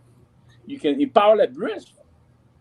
Look, if there's one thing that you ain't got to be no business major, economist, or anything. Governments are just not efficient at doing private sector functions. So what Pewee is saying in essence that, look, I'm sure that a private individual, a Liberian-owned business, will benefit from taking. And you see, the thing is, when you put out a contract for bidding like this, it needs to be made public. It needs to be made transparent so people can know that there's no collusion. No one is violating any public procurement law or anything like that. It needs to be totally public. But governments are not efficient at providing certain services. And one of them is public procurement. They're not very good at that. That should be given to a private sector investor. Let them go ahead and bring that in. Let them go ahead and bring that in. But here's the big part of what you just mentioned, Pewee, that people need to understand. Why is the government doing these deals as if their life depends on it? Like, why are they cutting these concession deals with Mittal Steel and other people? This is why you have underdeveloped countries like Liberia, Sierra Leone, Guinea. Some of these countries, they're stuck in what we call a poverty trap. When you take that ECF loan, the extended credit facility loan, it comes with strings attached. One of the strings attached is you cannot go out there and borrow money other than through concessions. You're not going to develop your country with concessionary loans. It's not going to happen. So when you take the ECF program, the IMF tells you, well, you can only go ahead and borrow more money by doing concessions. So now what are you doing? You're mortgaging your resources. You become what we know as a rentier state. You rent your resources to the highest bidder. So you're stuck in this poverty cycle. And then what makes it worse? Liberia has no credit rating. It's not like Ghana, it's not like Botswana that has credit rating and you go borrow money from the different markets. Liberia doesn't have a credit rating. So they're stuck with these international payday loans from the IMF. And that's why they have to. Pewee, if they don't do this, the government is going to be at serious risk. At serious risk. But these IMF loans, they create problems. I was just telling someone today, these IMF loans are dangerous because back in the 70s, the IMF didn't call it an ECF at the time. It was called a standby facility. So when Ghana got into this whole standby facility, the IMF told them you have to do harmonization. So you see, this is where the whole harmonization comes in. And I think Twee was right. This thing's been around for a long time. The problem was Twee just came out and bragged about it like it was something good. And then people turned against him on that. But it's been around. Ellen Johnson, they were using IMF ECF program, and they too had to do some of these austerity measures, which is another form of this whole harmonization. When Ghana got into this stuff in like 1978, 1979, it only took a matter of weeks before Flight Lieutenant Rawlings took over he ran a coup d'etat and took over the government because of the same austerity measures led by the IMF standby facility at the time. So Liberia is stuck in a poverty trap. We run over to the IMF for these payday loans, and it forces us to do nothing but do concessions deals. If they don't do it, they will have to other means of raising capital because they're just not creative enough. So, Pewee, that's why we are where we are. We're stuck in a deadly poverty trap. We can't get out. We can't get out. So, if you take the ECF, and I saw these guys there dancing from the finance ministry. I saw them dancing and celebrating the guy the ECF loan. I'm like, oh my God, do they understand what the ramifications of that loan is? When people in Greece had to do the austerity measures, people protested. People protested. The Greek bonds fell. People in Argentina, when IMF tried to put this down their throat, Argentina people took to the streets, they protested. They seem to understand it. But Liberians, we saw the people at the Ministry of Finance dancing. We got into an ECF program. They just don't understand the ramifications of that program. So Twee got into it. I think it was like maybe 1 year or so after the CDC came to power. They jumped right into it. And now we see Boycott doing the same thing. Why? They're just not creative. So that's why it was speedily ratified, my brother. That's why they ratified it because, they seem to have no other option, no backup plan. Yeah, and that is actually troubling on a serious note. And I don't know if you don't have a backup plan, then where are we headed? where are we actually headed? Where are we headed? But there's that other thing, Professor. The last time I think you didn't come on when we discussed this. Even the president said a lot of things. There was this report about the job situation, the school feeding thing. So, so we'd love to just hear your own thing because we haven't heard from you on this. Look, man, before the president's sonar, I was in some chat room and I was talking about the need to use data, because if you're not using data, you're only giving us your opinion. You're not saying anything that is factual. Yeah. And then some, I don't know which political affiliation this person was from. He said, oh, that grand people don't pay attention to data. He said, oh, the voters don't pay attention to data. I said, The president come at 9, he put out data saying he created 70,000 jobs. Then all of a sudden, whoa, where does he get the data from? Well, we know. So this, if you've been looking at the central bank reports for a long time, Pewee, they've been running this scam for years. If you go back and you look at the Liberian unemployment rate, it always seems to be like around 5%, which makes no sense whatsoever. Why? Because it's the way they're calculating it. They're treating the little young boys, the little picking them that's selling the waiter market. They're treating all of them as being employed. I mean, come on, it's a scam. We're talking employment we're talking employment where you get a paycheck that will sustain your family for a long time. We're not talking about somebody who goes to the market and may not sell anything one day, but for years, that's how they've been calculating this stuff. So, but the president comes out, he said he did Myean. So I don't know I don't know who wrote that stuff, but the president should have fired them immediately. Yeah, exactly. The president should have read it before he took to the podium and started reading that stuff. It was just sad, man. I looked at it. It was just sad. It seems like the president was out of touch with reality, man. He was out of touch.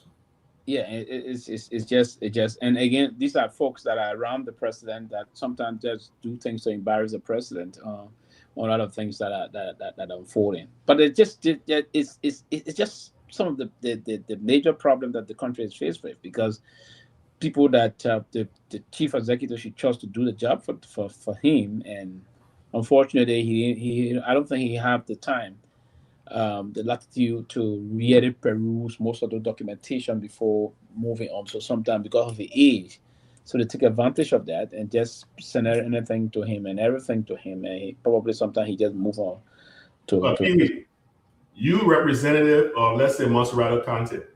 I'm working in your office. I come to you. I said, oh, Chief, Torgbean, my man, you created 100,000 jobs in Monserrato County. What the first thing you're going to say to me? You're going to want to see some proof. Yeah.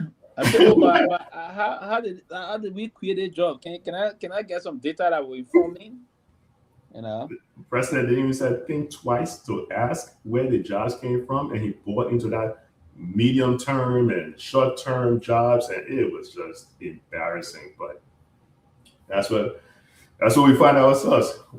Another 4 more years, right? Yeah, we still got more to go. That's it right there.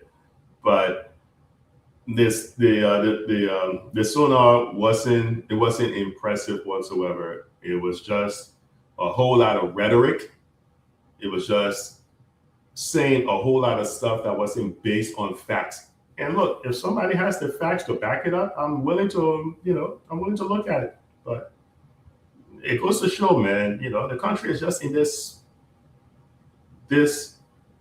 what we call deadly embracing ineptitude and thinking that it's the norm. It's just sad, it's just sad. But I think going back to what Nelson Mandela said one time, he said Africa's biggest problem is a lack of leadership.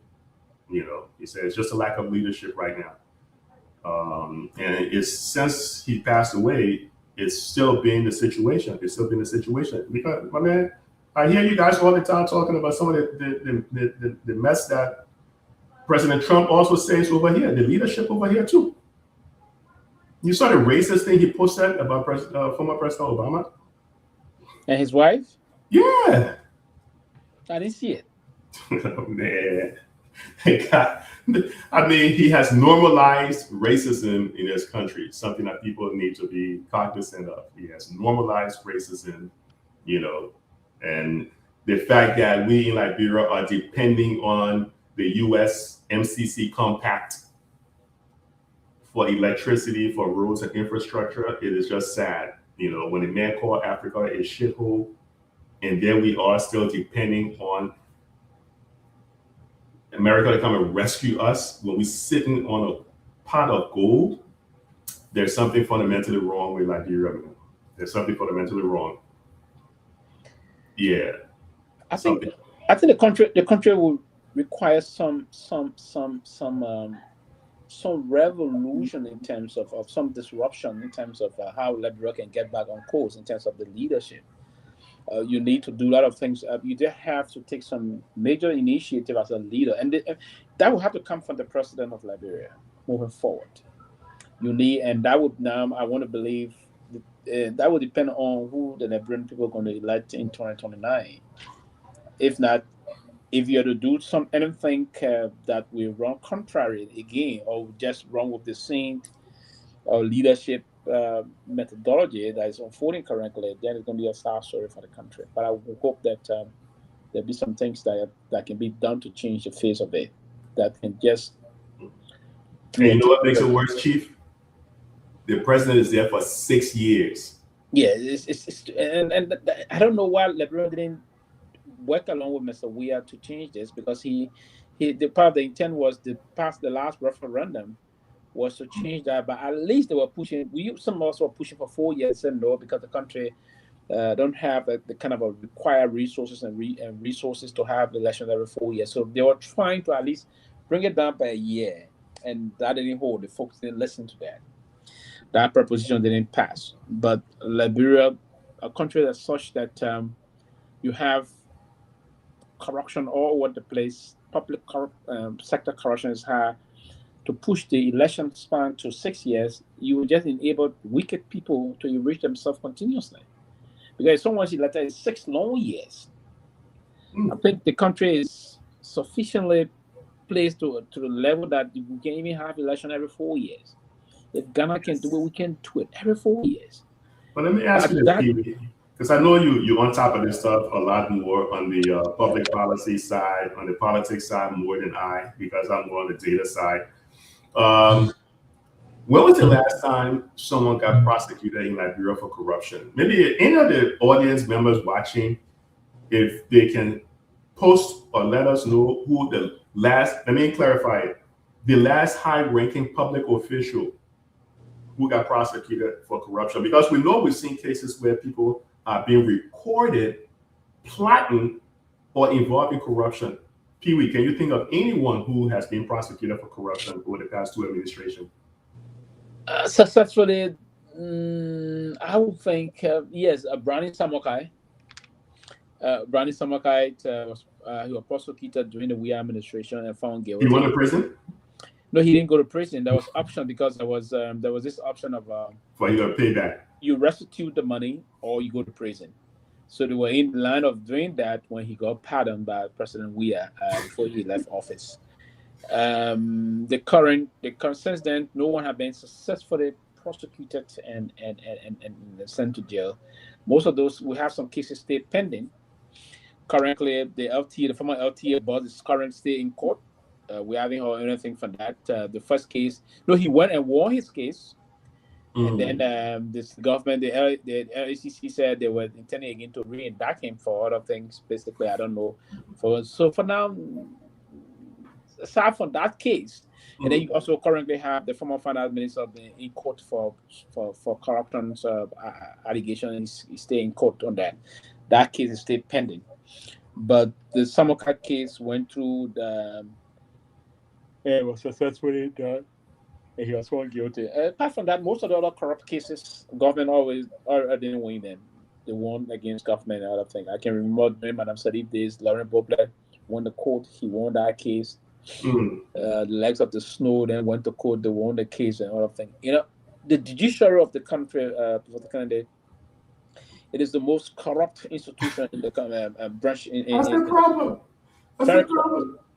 So remind me if I'm wrong. I'm trying to remember something, Pewee. I know you got a very good memory on this, but it was the same Brownie Samukai that warned Ellen Cochran that she was about to be indicted for what happened over at the RIA, right? It was Brownie Samukai.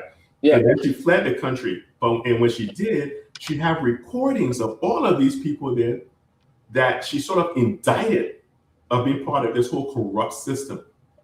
The same Ellen Cochran tried to pull a stunt over here in the US with the COVID funds. The COVID fund, yeah. She was arrested, indicted, and I believe she probably serving prison time. I don't know if she did go to prison, but I know she was convicted. Yeah, she was convicted, I think, of 7 years and everything, but she took a plea deal. So she should have been going to jail for 7 years, and part of that restitute some of the money, and for there was do a stipulation period that she was signing up. So I don't know if she being some time now. I don't know if she stayed in prison or, but she did a plea deal, and part of the plea was that time, and I think they reduced it again. Good behavior, so she wouldn't even spend the whole 7 years in behind bars. Yeah. But you see the difference, right? Over here, she was indicted. She went to court. She went through the process. In Liberia, make some restitution. In Liberia, we rarely see people get indicted. But some guys think, yeah, sure, he got pardoned and stuff. But some people are on recordings. They're being recorded. Yeah, she was successful in recording top government officials: Senator Clary Jah, Minister Brownie Samukai, Police Director Chris Masakwe, top government officials. At some point in time, Minister Samukai is there, blasting the president. All these things happening. No, she successfully got at them, and almost for some reason she did that. Yeah, she's at a very high level. All those people and other things. Yeah, Clarija said, "Oh man, so now she take her one off, a red one." But that tells you, and you said it. It tells you the current state of the country right now. Because if you were talking earlier about jaywalking, right? You know, in the States, in Europe, Asia, you break the law when it comes to traffic laws and different things like that, you will probably spend some time in jail. You will spend some time in jail. It's because of the threat of going to prison that people abide in any society.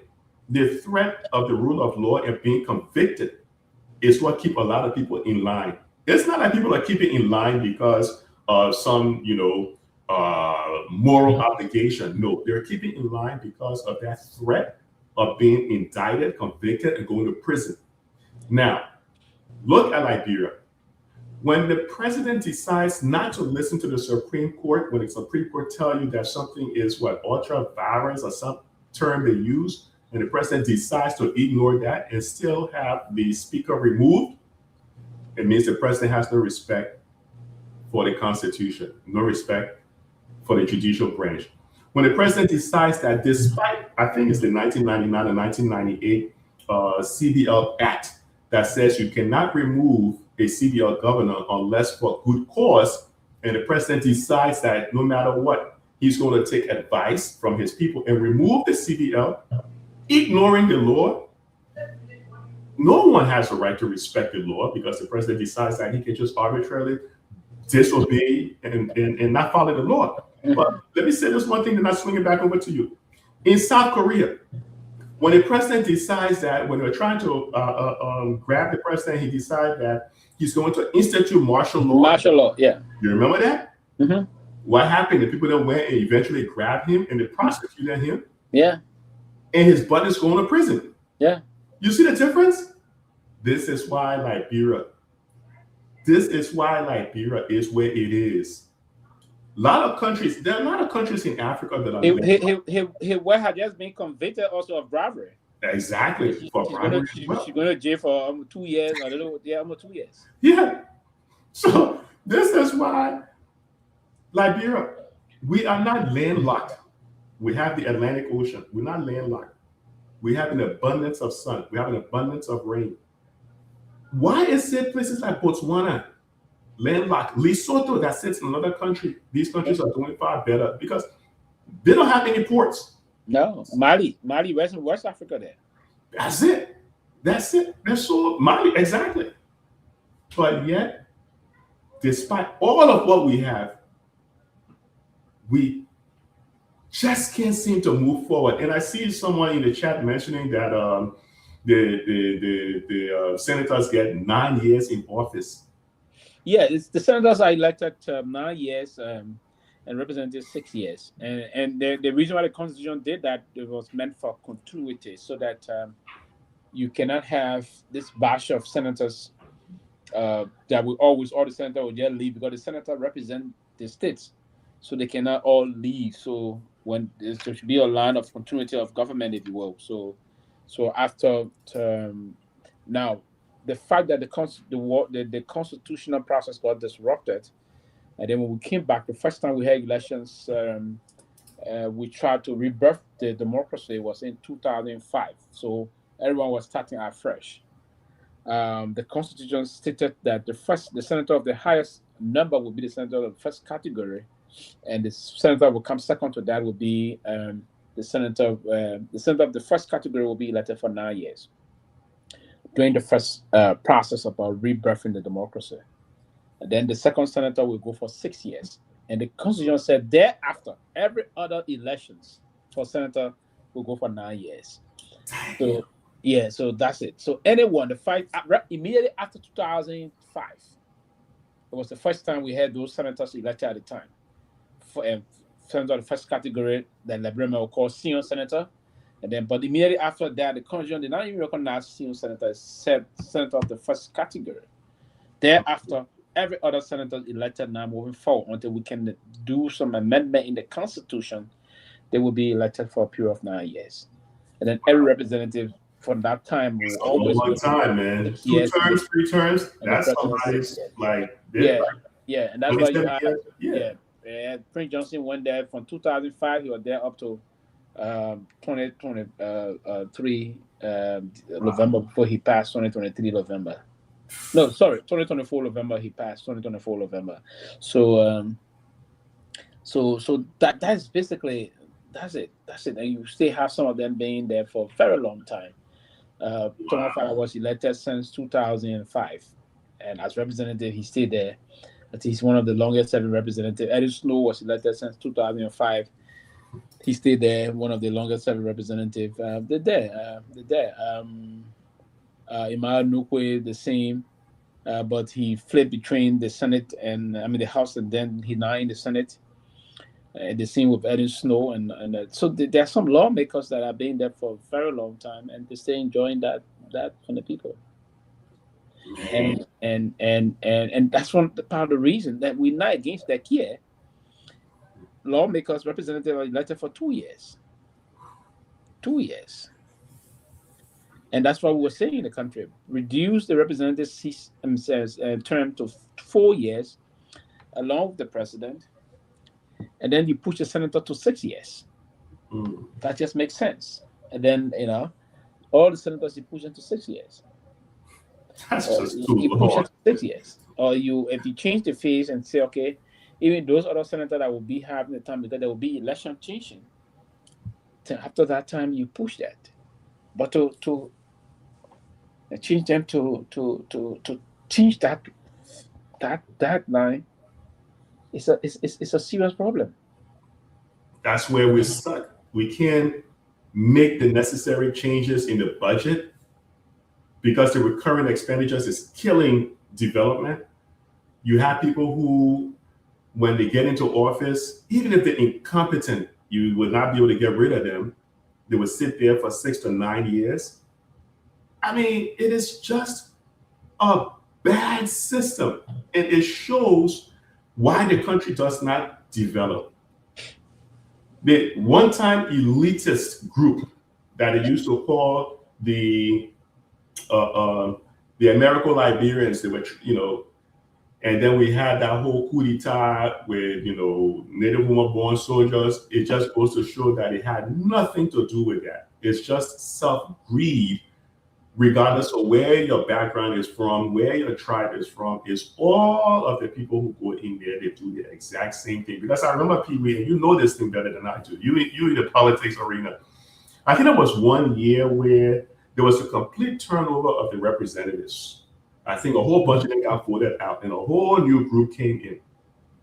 And that group that came in, it didn't take long for people to realize that they were doing the exact same thing. So, and it has to do something with the leadership. The leadership has to play a part in it, because the trajectory we're on, it's not sustainable. It's not sustainable. You know, you depending on Mittal Steel to give you a little bit of change for you to say you have $1 billion budget. That is not sustainable. And I tell you, I'm going to say it right now.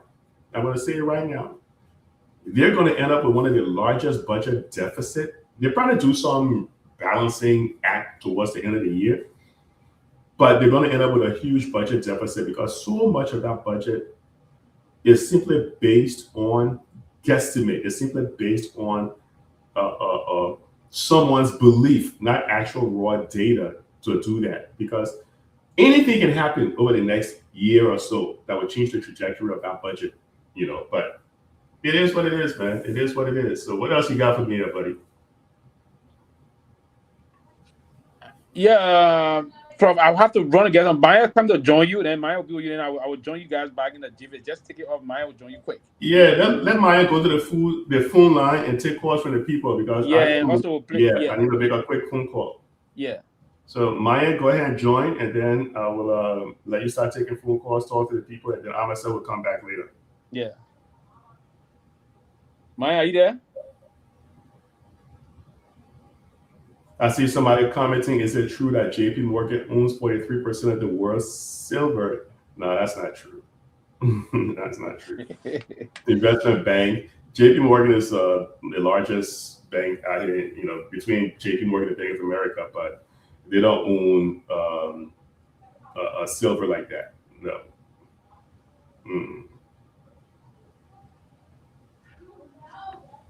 Maya, you there? Okay, I think Maya just... Maya going...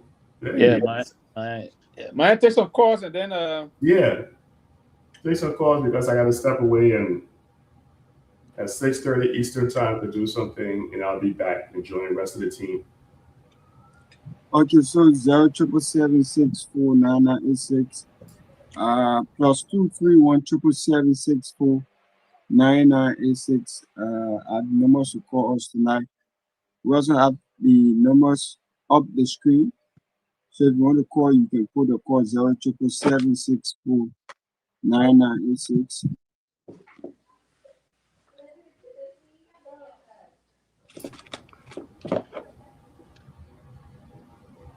So Maya, I will need you to please do a flyer for our guests. I will send you the information for the Associated Press people that will be joining us on Tuesday.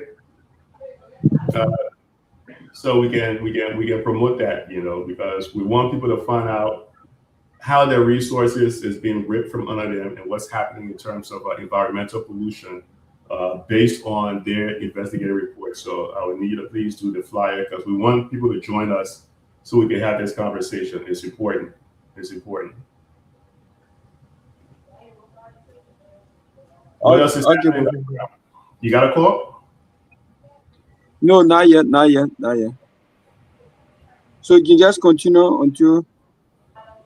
Yeah, what else is happening there with you? Because I have to step away in about 5 minutes to take a call.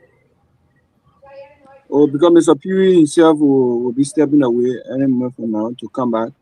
So, yeah. But Chief Sintuman George said he will be on in 3 minutes from now. Okay. So I think we can just continue until we get some of the panelists to come on. Oh yeah, I see someone here. They must be on the YouTube channel saying 1 ounce of gold is USD 4,980. That's a lot of money. 1 ounce.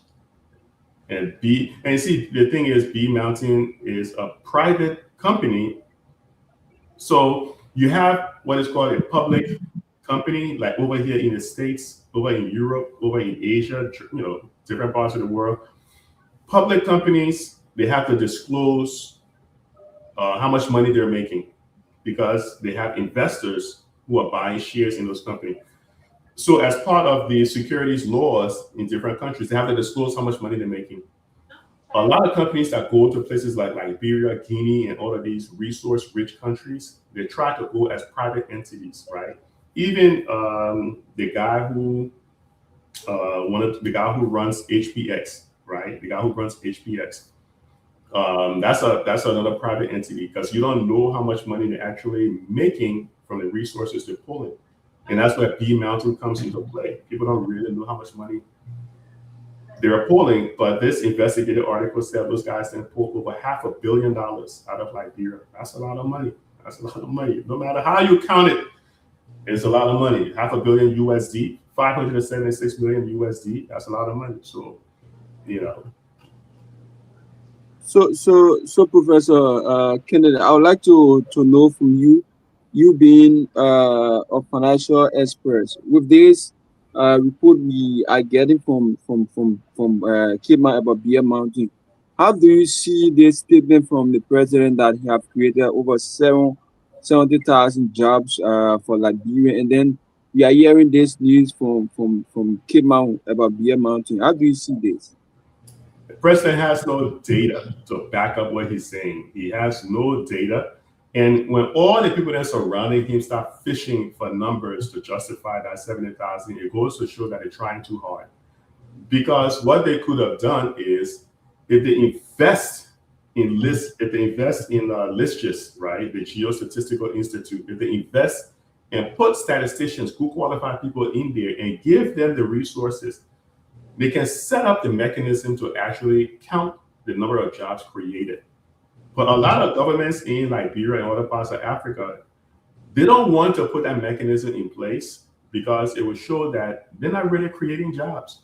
Liberian government think that when you increase the government payroll, then you're creating jobs. But no, we're talking about private sector jobs where people can make enough money to pay their children's school fees, pay for healthcare and things like that. So when the president say that stuff, you simply want to know, hey, can you tell me where you got those numbers from? But then you hear the Ministry of Agriculture saying, oh, we did 6,000 jobs, we did 10,000 jobs.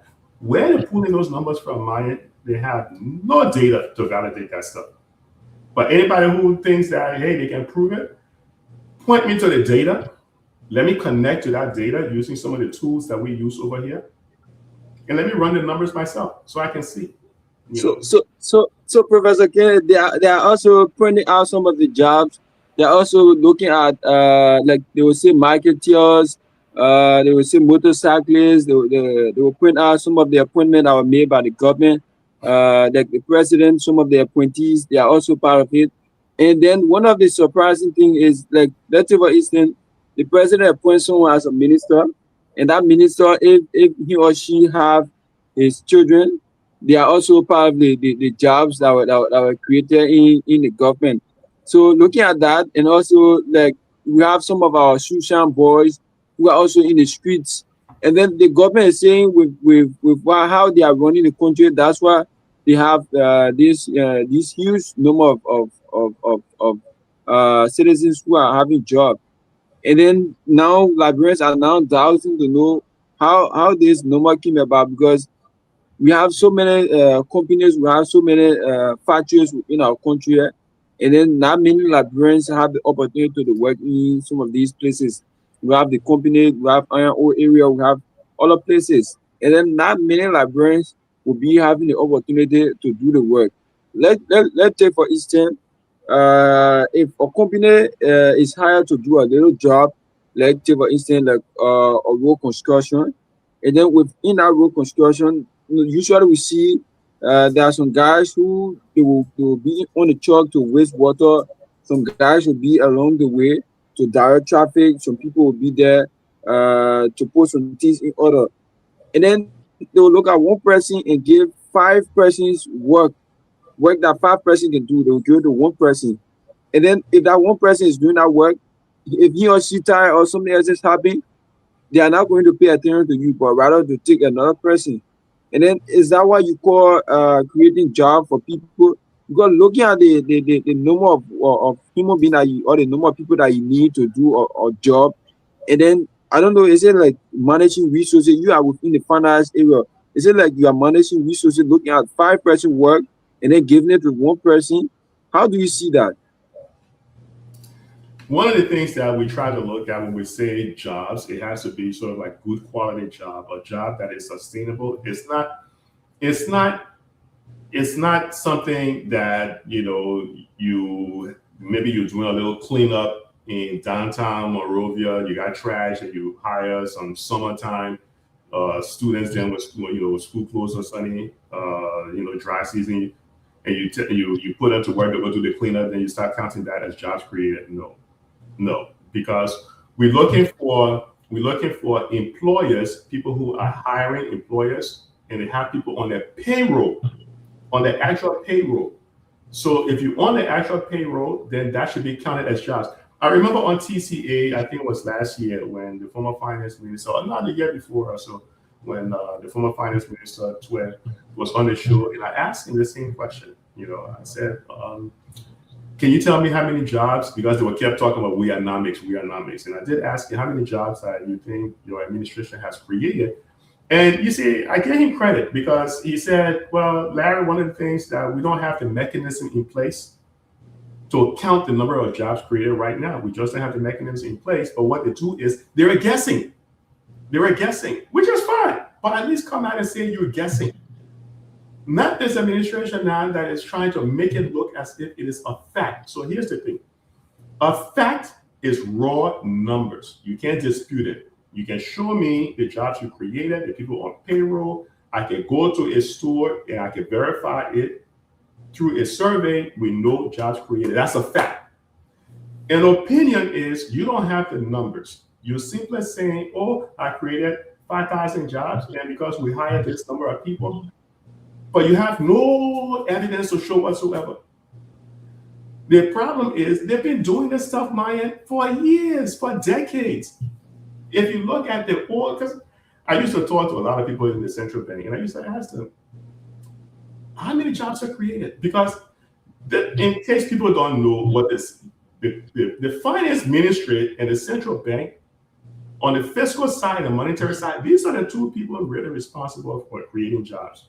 These are the two people, especially the central bank. It's in the act that set up the central bank. It's supposed to make sure that we have low inflation, interest rate is under control, and the economy is in a way where you're creating jobs.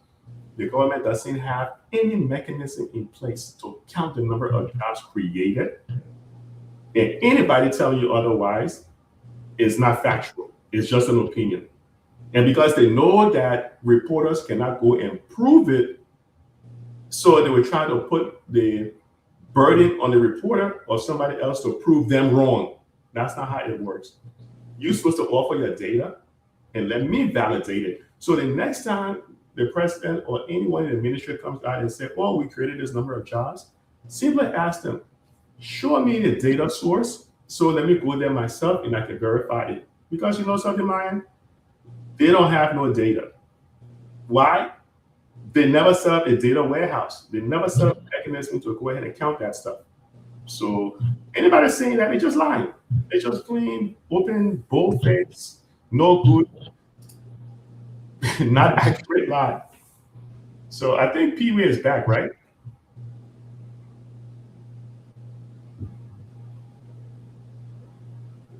Yeah, so with that information. Yeah, go ahead. You can't be counting, political appointees as job creation. No, we're talking about private sector jobs. We're talking about jobs that are what we call organic.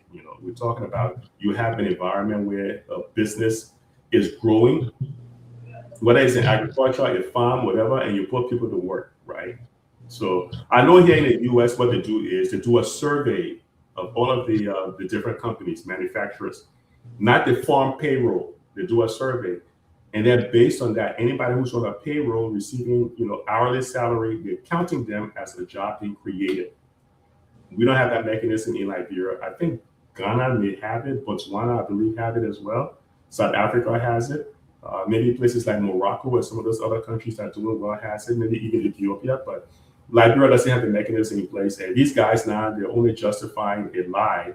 Well, they're only justifying on factual piece of information the president shared in his State of the Nation address. So, they I will not even argue with them. I just said, show me the data. Let me connect to it. And, someone who does data over here for a living, I would love to connect to that data and do the math on it and see how the job was created and where it was created,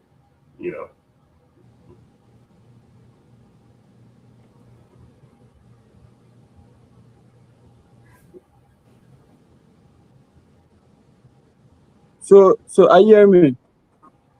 Yeah, I can hear you now.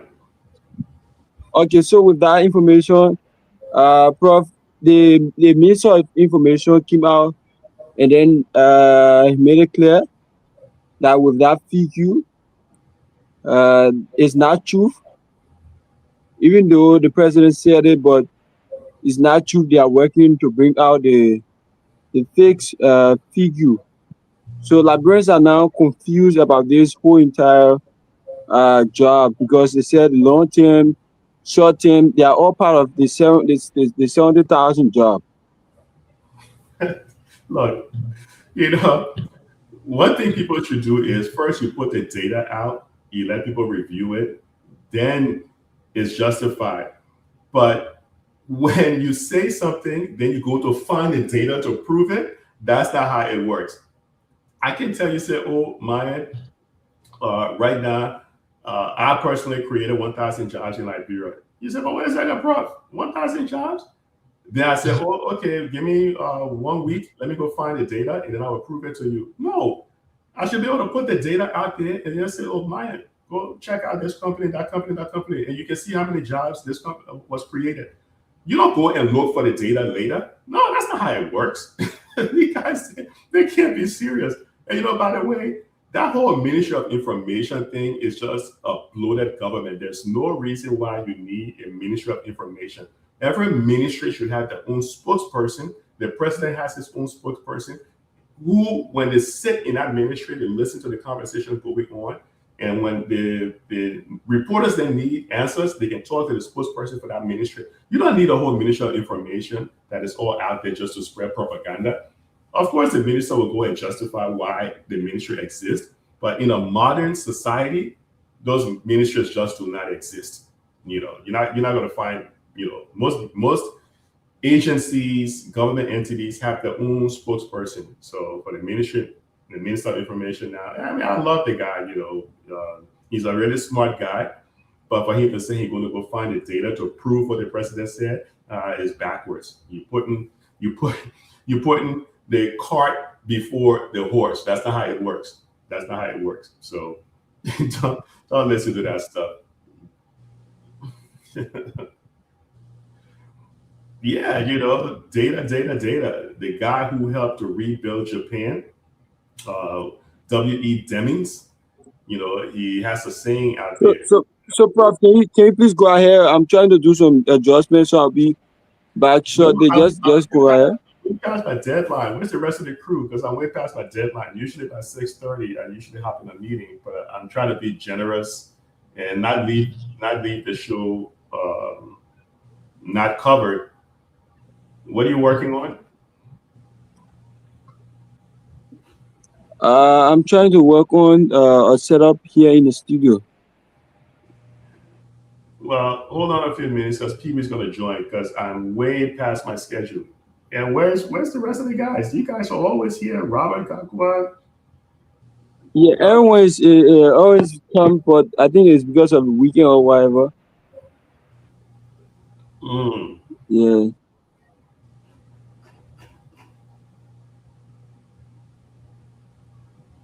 Well, hopefully you can have somebody call in. And I know Pewee himself not step away. Yeah, Mr. Pewee, I've already there. And where's my man Kehleboe Gongloe? He put that story out there that, was very important to all of us. All right, I need to step away. I'll come back. Okay?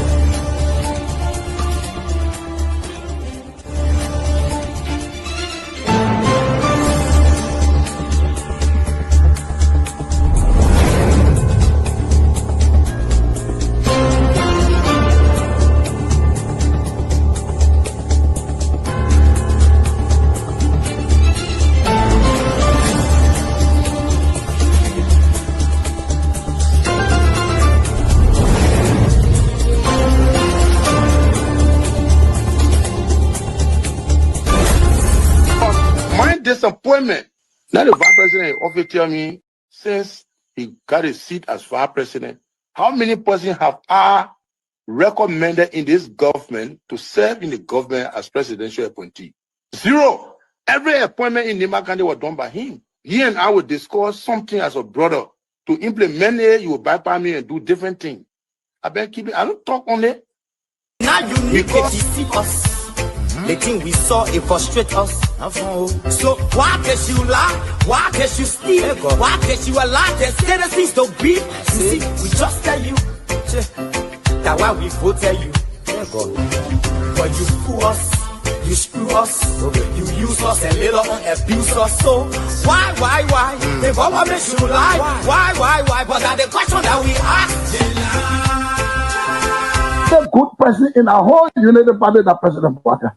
You want to say that again? The only person that appreciate good among all the United Party for that President Baka. The rest are ungrateful. The right, they use you and dumb you. But President Baka, if all of them were thinking the President Baka and behaving the President Baka, United Party will have another chance in 2029. Just for now, they don't have. They do not regard people that help them.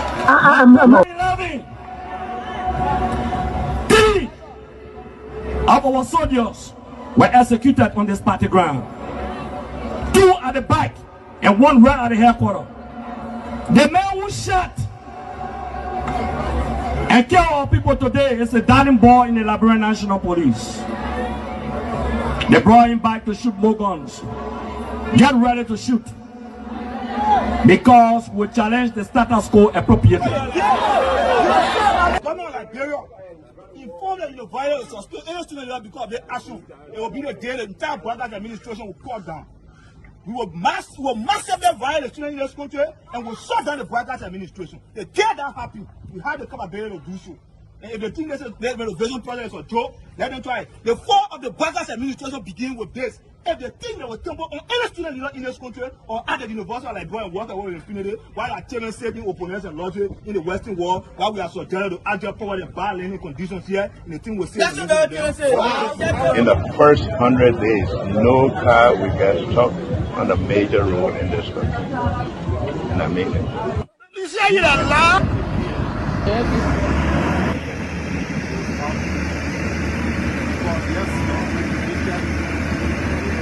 It's going down. First floor. There you have it. That led to decades of war still run deep. But so too does the longing for reconciliation.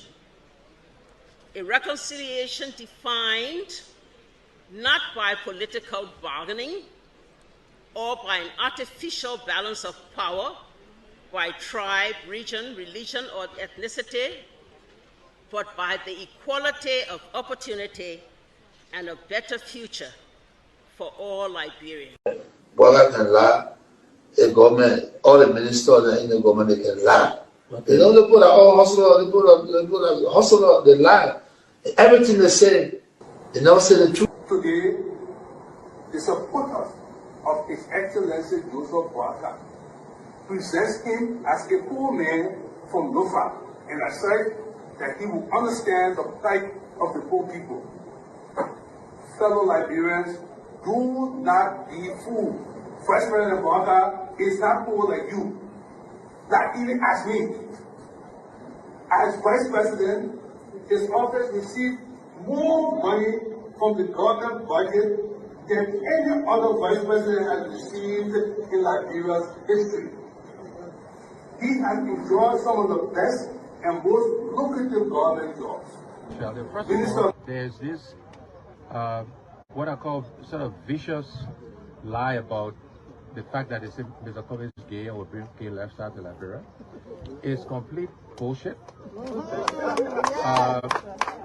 When people can accuse you of stealing people's money, when they can accuse you of being involved in war, anything, people don't make up stuff. They don't make up shit. Excuse my language, right? So it's complete nonsense. I'm married, 8 Teresa, 2 children, 5 grandchildren. I believe in traditional family values, so it's complete bullshit, complete nonsense. Jamaikun, young man, vice president, young man that are vice president, the major stole 500,000. I mean, Jamaikun, the major went to I forget that Jamaikun. The majors went to Ghana, the fit, and they may bring it all company in the country. I mean, Kun, they can't reach yourself. Kun, man, you know, Kun, but I want to sophisticated, quiet. Hardcore rule in Liberia. When when 2029 come and pass, then you finally leave. Mission is completed. Now, what the rules of engagement? When the war ended, the guy said, the captain, the commander said, mission complete. There wounded outwards, all men on board. Everywhere there is no school, I will put school. And everywhere there is school and school in bad condition, I will renovate it.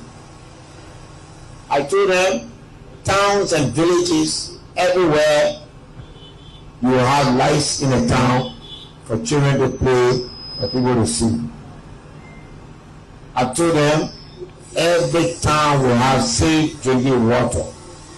Charles Taylor is the problem. He will be out of here in the twinkle of an eye. And I say, let well-meaning Liberians come home. If we respect this constitution, a government formed in Accra is a violation of Article 1 of the Constitution. Let them come home. Let that government be formed in Monrovia. The government that capital road, small road, B road, all kinds of. I think the reason Joseph Barker will not do much because the old man, the papa is suffering. The papa loves the country, but he can't make it. The criminal there around him, they sophisticated than him. They are sophisticated criminals, so they can't make it. Your league Costa, God know how to pay people.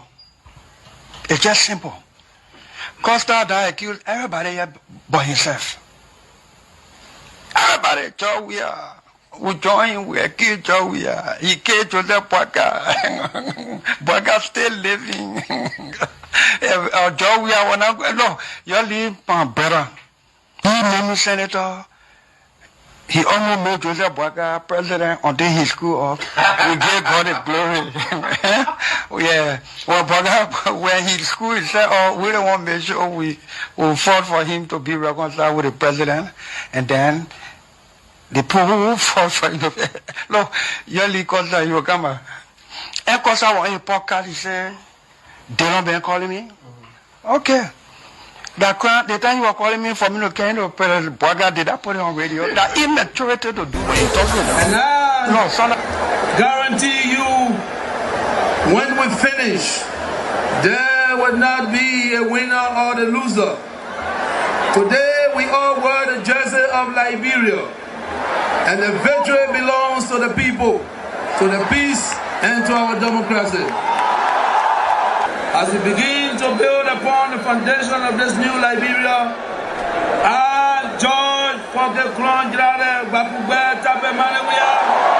the new president, will first give thanks and praises to the Almighty God for the blessing He has bestowed upon our country. And I say, my people, thank you, Yah.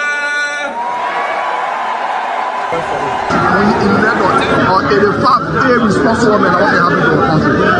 We elected 85 irresponsible men to govern this country, not to be very irresponsible.